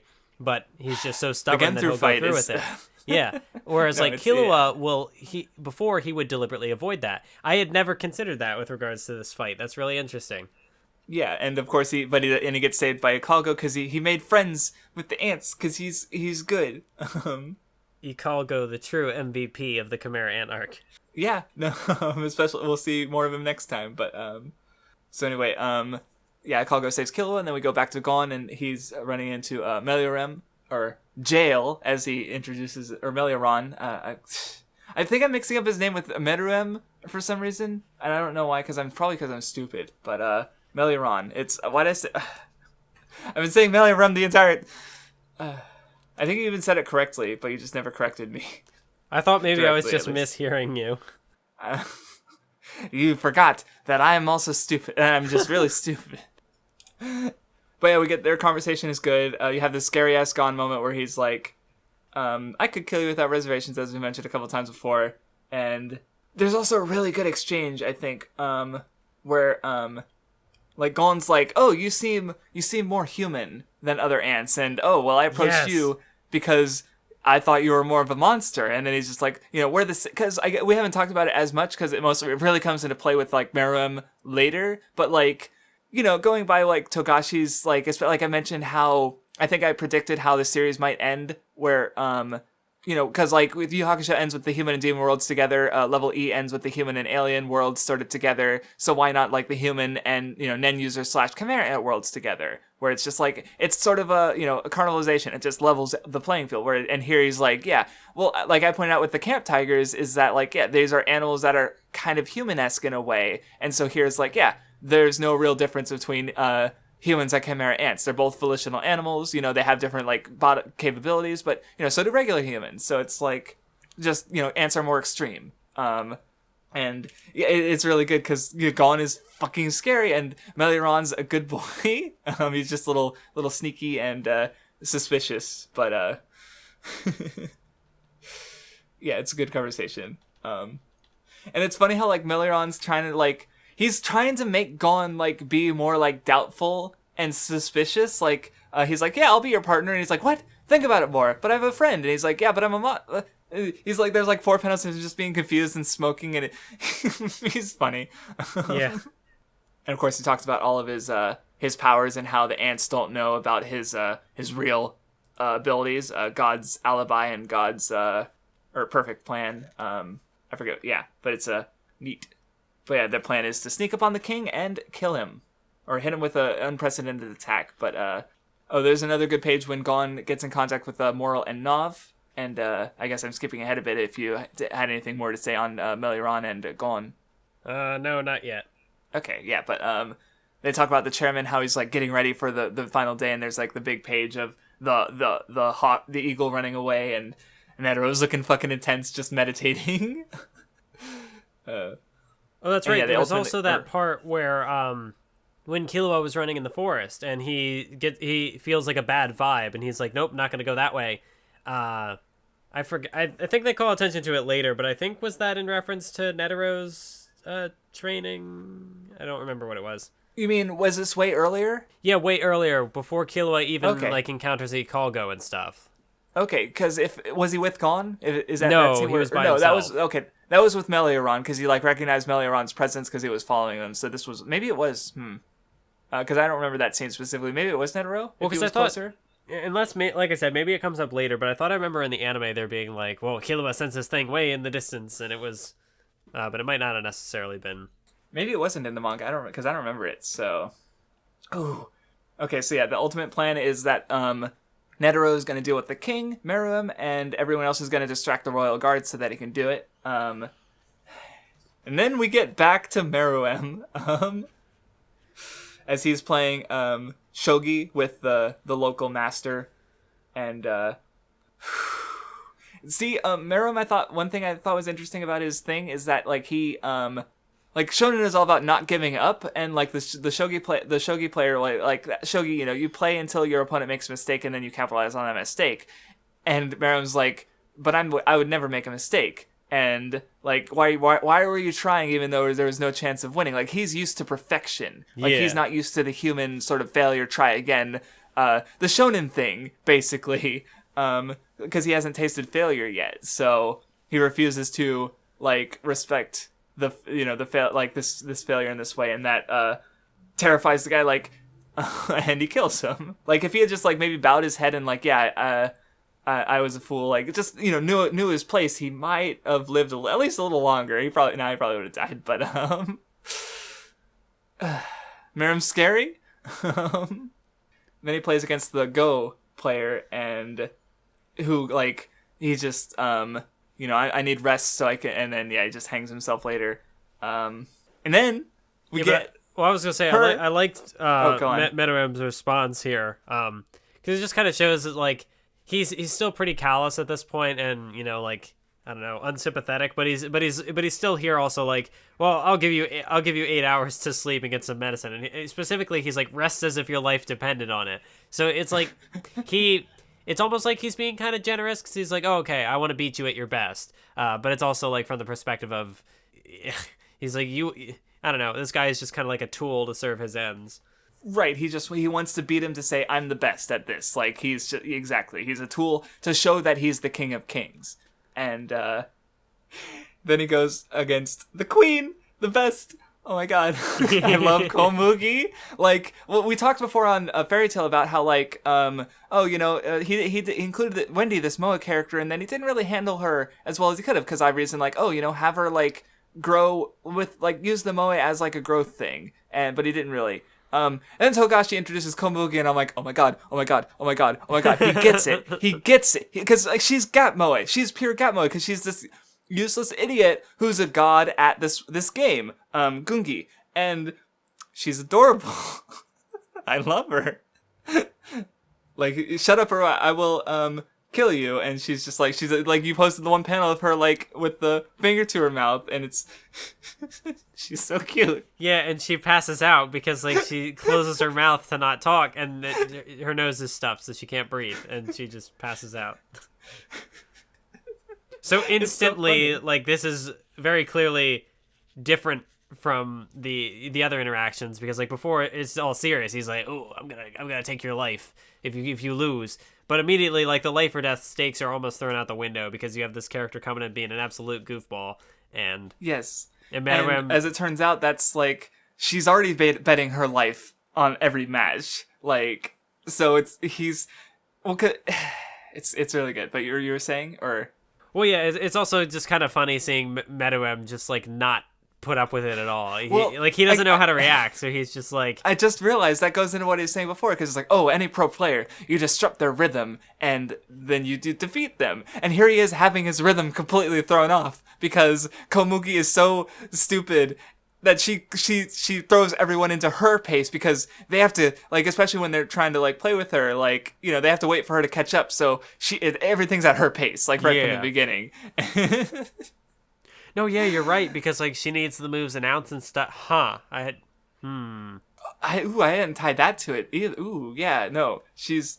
Oh, that's good. No, Komugi is like so like not just good, but great for the arc as well. Yes.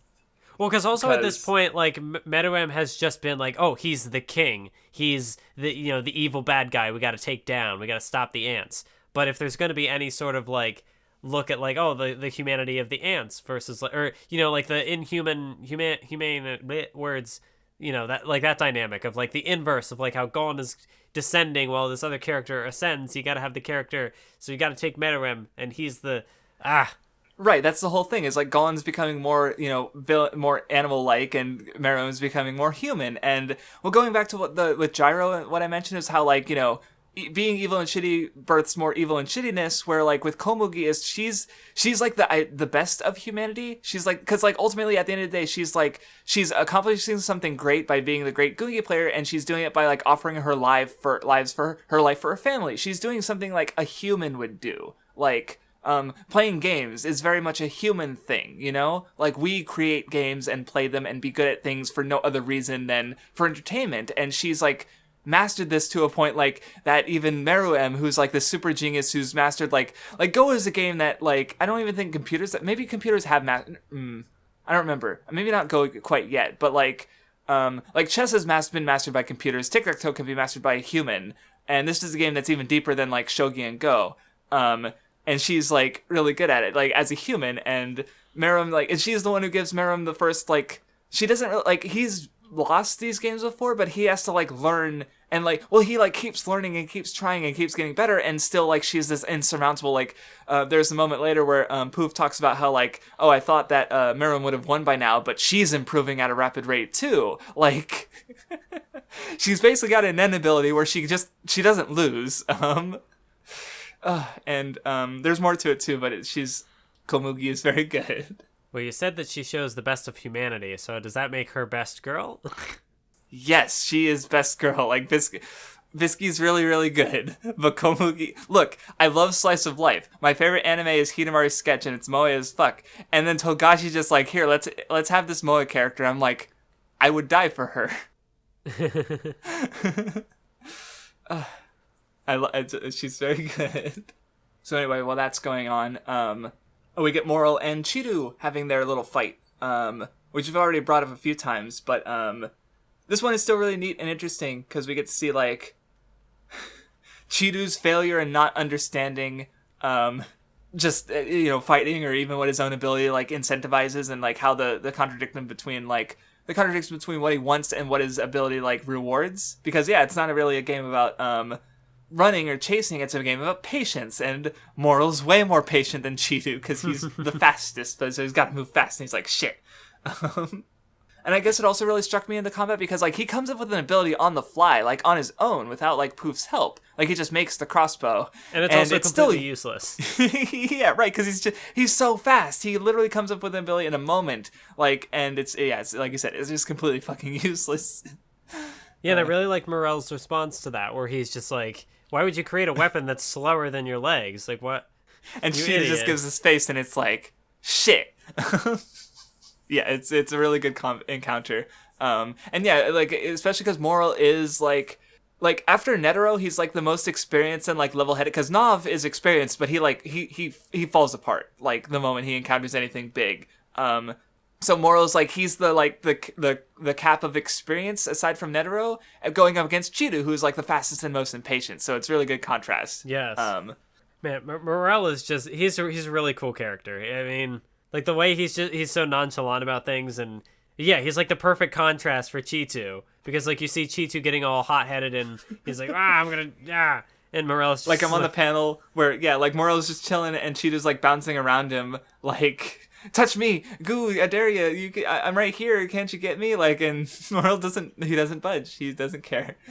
Like, I'm not getting up for another 5 hours. Like, Chitu is just like the impatient child, and Morel is just like the grumpy old grandpa is just like, I'm just gonna go sleep for 5 hours. He's so good. Yeah, it's very good. We also get Nav infiltrating. He's going into trying to get to the palace so he could leave his portal there with his ability.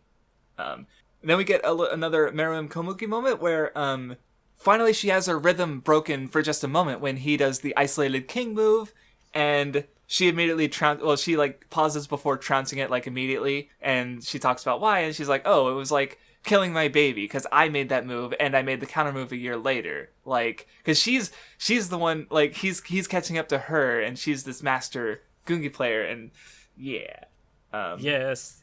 And Poof mentions like, oh, that's the first time he's listened to someone for so long. Like he's interested in this person and why she acts the way she does. He's becoming interested in a human being, and Poof's like getting afraid. But anyway, yeah, Moral beats Chiru with some, like, he does the loop of the smoke. Like I think he even says later like he's never encountered an ability more versatile than his deep purple, because he can just make whatever he wants out of smoke, and he does a lot of crazy shit with it. Yeah, it is a good ability.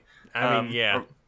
I also I'm thinking about Chitu, like the fact that he comes up with a new ability on the spot thing again, and it's kind of, it almost makes me think of like, like the Deus Ex Machina power ups, like the ass pulls. Like here's one where he like literally just comes up with a new power up on the spot, but it's like it's subverted because like it's useless. Because like, he didn't think it through at all. Like, even his own abilities are better than the ability that he comes up with. Yeah. The one thing I just kind of realized that's interesting about the contrast between Moral and Chitu's powers, less with the story itself, because I've done, like, I've probably mentioned before, but I've done, like, roleplay writing and stuff where I've explored, you know, characters having these kind of powers, but created myself. And, like, there's definitely a divide between, like, protagonist powers and antagonist powers. Because, if we ever, Mathwiz, if you ever go through JoJo's Bizarre Adventure, that's another perfect example where it comes up. Because, like, protagonist power, Moral has a protagonist power because it's versatile. He can do a lot of different things with it. And Chitu has an antagonist power because it does one thing. And, like... Because, like, if you wrote a story around Chitu, he'd just have this, like, every fight would be exactly the same, and it'd be really fucking boring, and no one would read the series, and it would get canceled because it's boring and stupid. But Moral has a versatile ability, so you could always invent new cool things to do with it, and, so it's interesting that, like, Moral, the experienced one, has the ability that allows him to do more and just makes sense as a character who, like, grows and, like, you know, even if he's not, like, a character we've followed through the whole story, but he still has an ability like that, where Cheeto's just, like, he's being an antagonist by being, like, really fast and going against the way the story goes. So, just something I randomly noticed right now. Yeah, and I also like like, his condition for his ability was like, oh, once I get caught, you know, I can never use the ability again. Like, that's how short-sighted he was in, like, thinking about this thing. Because he's like, Right. I'll never get caught. Literally, the first time he uses it, he gets caught. And he's like, well, gotta go get another ability. Yeah, he's lucky that he has an ability dispenser in the form of Poof to get... And, of course, even just the genius, like, he creates his crossbow, which, he could use it again. It's completely useless and not really effective at all, but he can use it again, I guess. Anyway, so back to there's a bit with Leol, and he talks to Chitu, and we get a bit of Leol's ability as he's gonna act in his own way with Moral. Then we go back to Meruem, who's thinking about this Komugi. panel where he's all super serious, and he's like, "Did she not rest?" And she's just there, like, drooling and just asleep. So vile.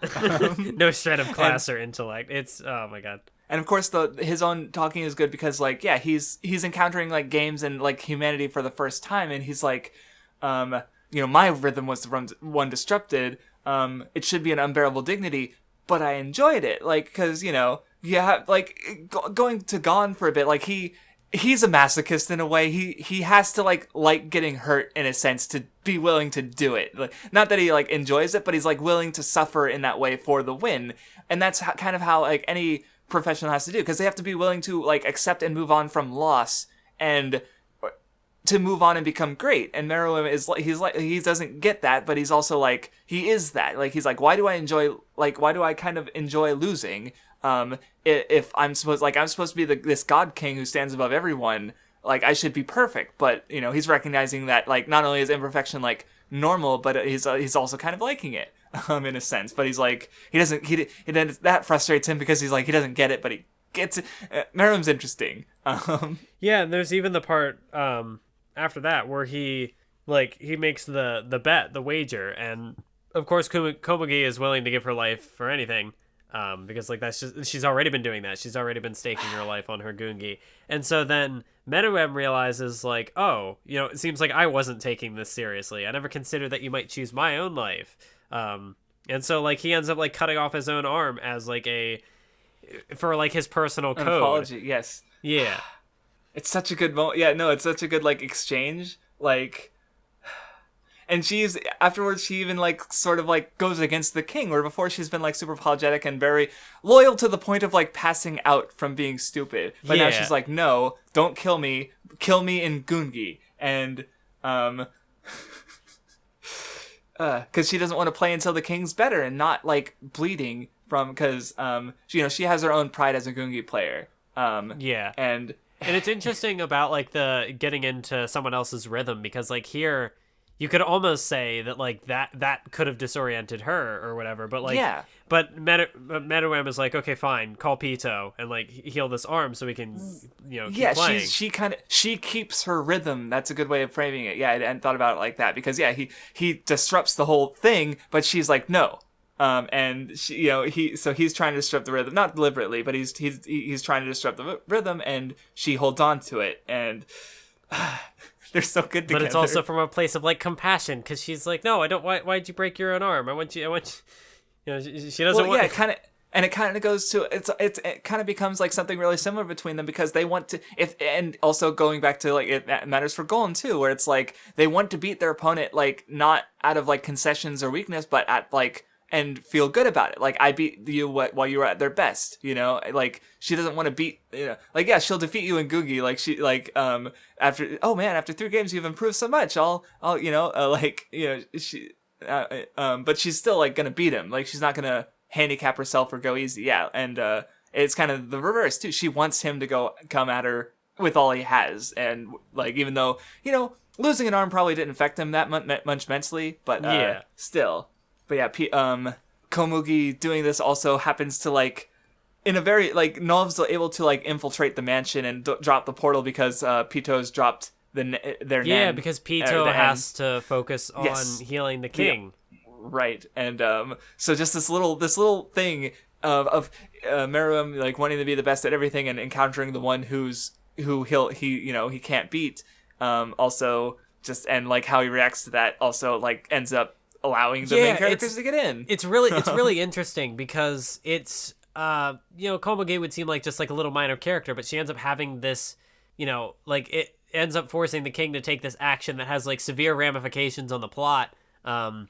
Because like not only does it give the characters a chance to like sneak in, but also from more of like the theming and like the, you know, like the morality sort of perspective, later on they'll have to consider like, well, why did they drop their guard? Like, what happened? And they have to consider like, where's the position of the king? And I think at one point it comes up like, did the king hurt himself? And it's like, why would he do that? Yes. And it's that didn't happen in this stretch. And right. Well, because the one thing I just kind of realized is that like it's both literal and figurative in that like Komugi makes the king vulnerable, like both emotionally, like there's a great scene later that we see, but also like because of Komugi, the N was dropped and Nav was able to get in, and like she created a vulnerability within like not just the king but also like his system by, you know, Pito having to be distracted, and so like yeah, she literally makes him more vulnerable in that, and just this early, you know, even before we get into the rest of the actual conflict later with the king in the second part of the arc.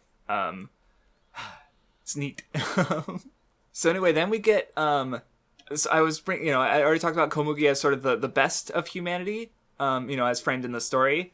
Then we also get like as Nov's sort of on his way to the castle, the mansion, we get introduced to director Bizef, who's the counterpoint, I would say. What do you have to say about this piece of fucking garbage? I mean, he's a piece of garbage. Nothing. I don't really have much specifically to say about him. I guess. I mean, like, Yeah, well, like, I guess what I'd say, because, like, they explain why he's here, why he's, like, the only other actual, like, living human in the palace, because there's the, Ming, he's just a puppet. He's already dead. He's, like, Kite right now. So what I took from Bizef, because, like, so if you see Komugi as sort of, like, the best of humanity and the one who's, like, positively influencing Meruem, much to Shaipoof's disgust and hate, Bizef is, like, he's a human, but, like, because of this scenario and because of, like, the power he's been given, he's allowing himself to become more of an animal, basically. Yeah. Like, when he's taking the girls, he's, like, what are they for? Breeding, you know, like, literally the most animalistic of, like, desires, you know? He's interested in sexual, and then, like, he gets the list, and it's like, oh, fresh meat. Like, that's what he's getting the list as, and he smiles. He licks his lips and smiles. He's an animal because the Chimera ants allow him to be an animal and reward that. Where, you know, Komugi is a human and changes like Meruem for the better, and like which is so he is worst boy. He is the complete opposite of Komugi. Right, and because that they're the two people in the two humans in the palace, and well, I guess what I think is interesting is that like Komugi by being positive influences Meruem positively, or Bizef doesn't influence the ants at all. He's just taking advantage of the situation they created. Like, they're already animals, basically, so him being more of an animal isn't going to make them worse, even though he's, like, from a human morality perspective, he's an absolute piece of shit, you know, but he's not making the ants worse, he's just taking advantage of that. It's a good contrast in writing, basically. It's good, it's very good. But anyway, Nav gets into the palace, and I think, like, because, yeah, he was written out of the story, basically, with the way it, like, and I figure part of that is also, like, his ability is really powerful. Yeah. Like, he he just creates voids and stuff. Like he cuts off the Chimera Ant's head, the guard, the one just walking around. So I mean, he definitely has one of the most interesting Nen abilities, I'd say, in the series. And I mean, like, there's a lot of use you could get out of it, like, practically speaking. Because I mean, like, the fact that you can just teleport anywhere and you have like this big room where people can fight or you can store things or whatever. Like, yeah, there's a lot you could do with that.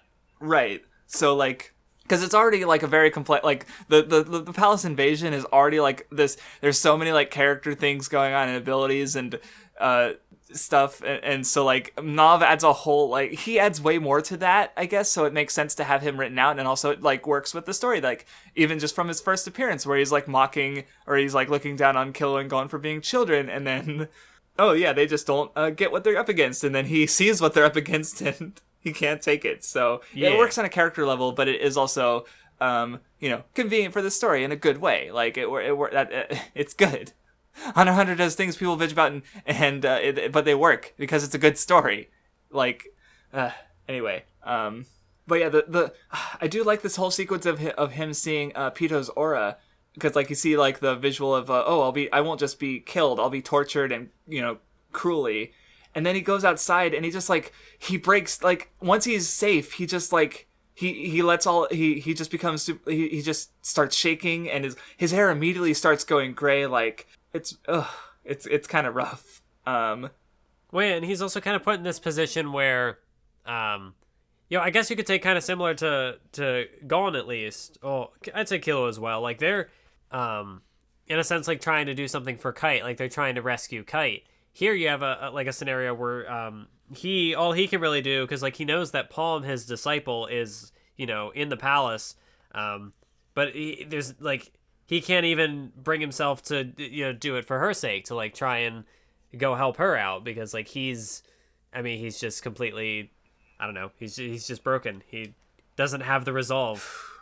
Yeah, and the page with like Gon and Kilo running after the creepy Pito face, and he's just like, how are you able to face it again? And so, but anyway, we see Palm get into Bizef's underground hideaway. And I don't think we see Paul, like they mentioned, like, oh yeah, we haven't gotten contact from her, which is not a good sign. But we don't see her in the next chapters, I believe. So anyway, next we get Leol in his fight against Morel in the cathedral. Yeah, the big underground shelter. chapel, yeah. And it's such a cool set piece. And this fight, I don't know, Morel's powers are really versatile and they're really cool. Yeah, I don't think I like this one as much as the Chizu one, but it's still really like, it's got neat powers playing off of each other, and he comes up with a win in a really simple way. And I think I had something to say about the fight. Hold on, let me find it in my notes. I guess like because he was gonna be a king, and I think he even says that he doesn't really believe in God, but he dies in a church, so there's a bit of irony there, I guess. I don't have much else to say about the fight other than it's interesting, and yeah, he wins in a simple way by draining all the air from the underground cathedral and drowning him.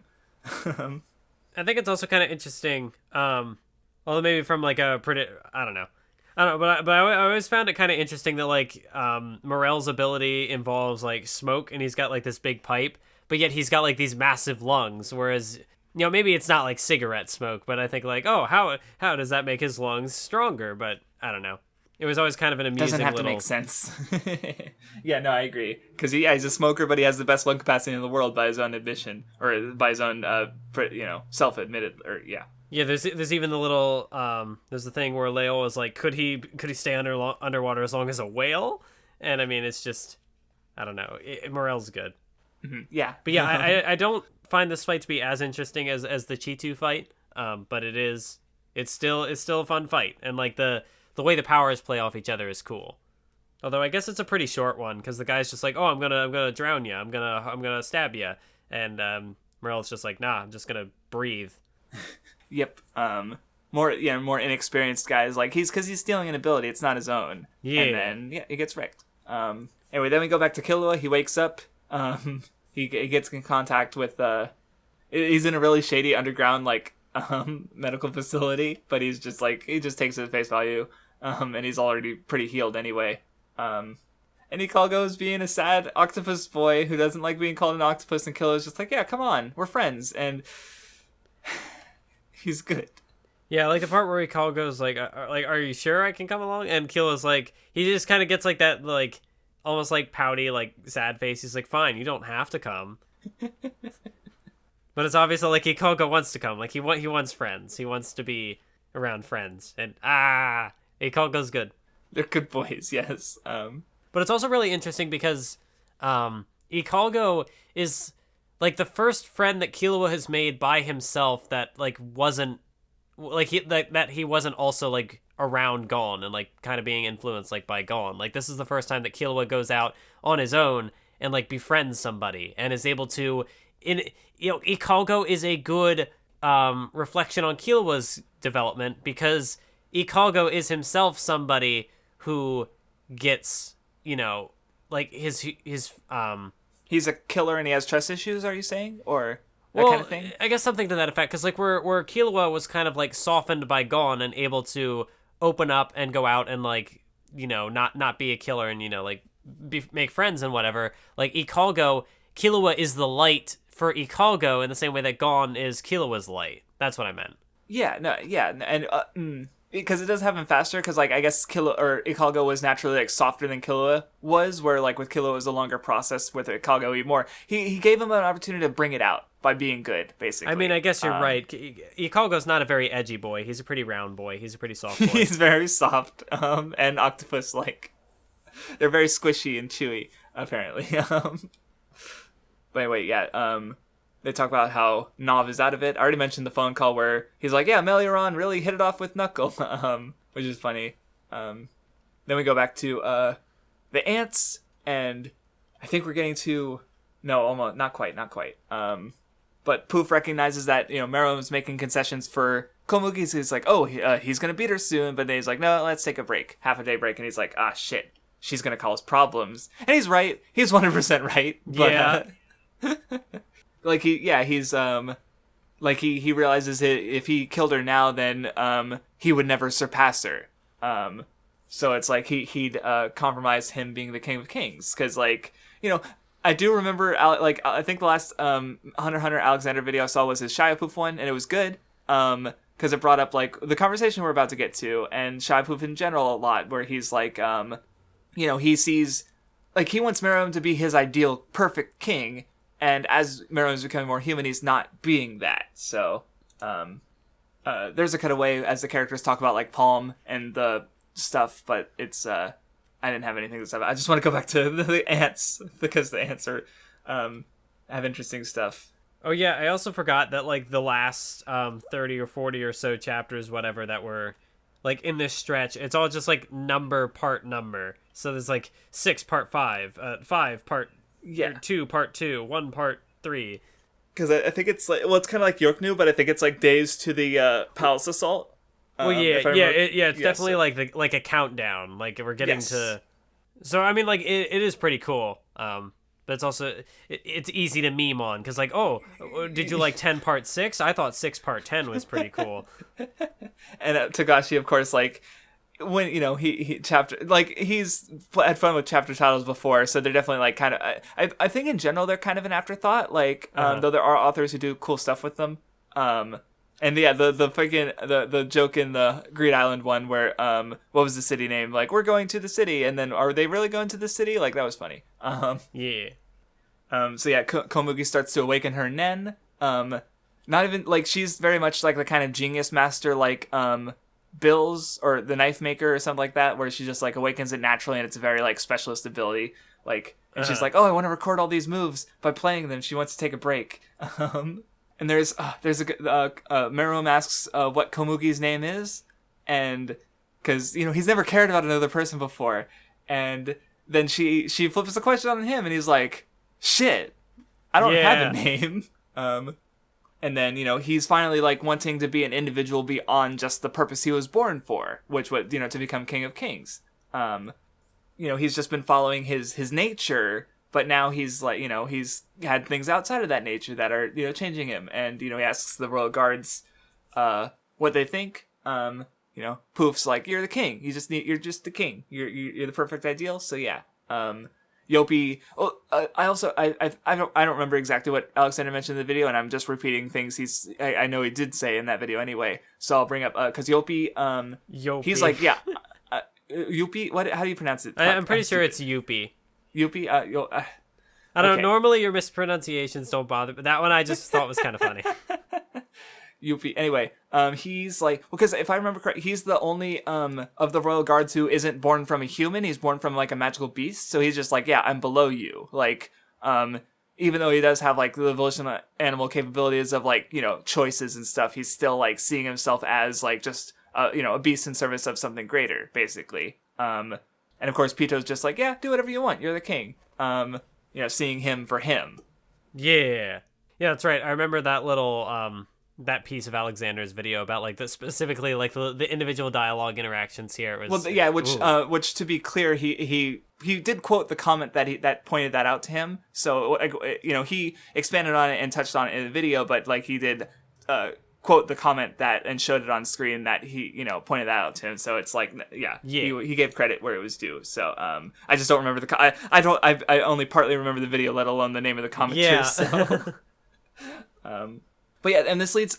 I really like this whole this whole chapter is really good because like he's thinking about like Meruem starts thinking about just getting existential, and he's talking about how like you know, yeah, normally a Komugi would have just been sorted normally and just like most likely ended up dead.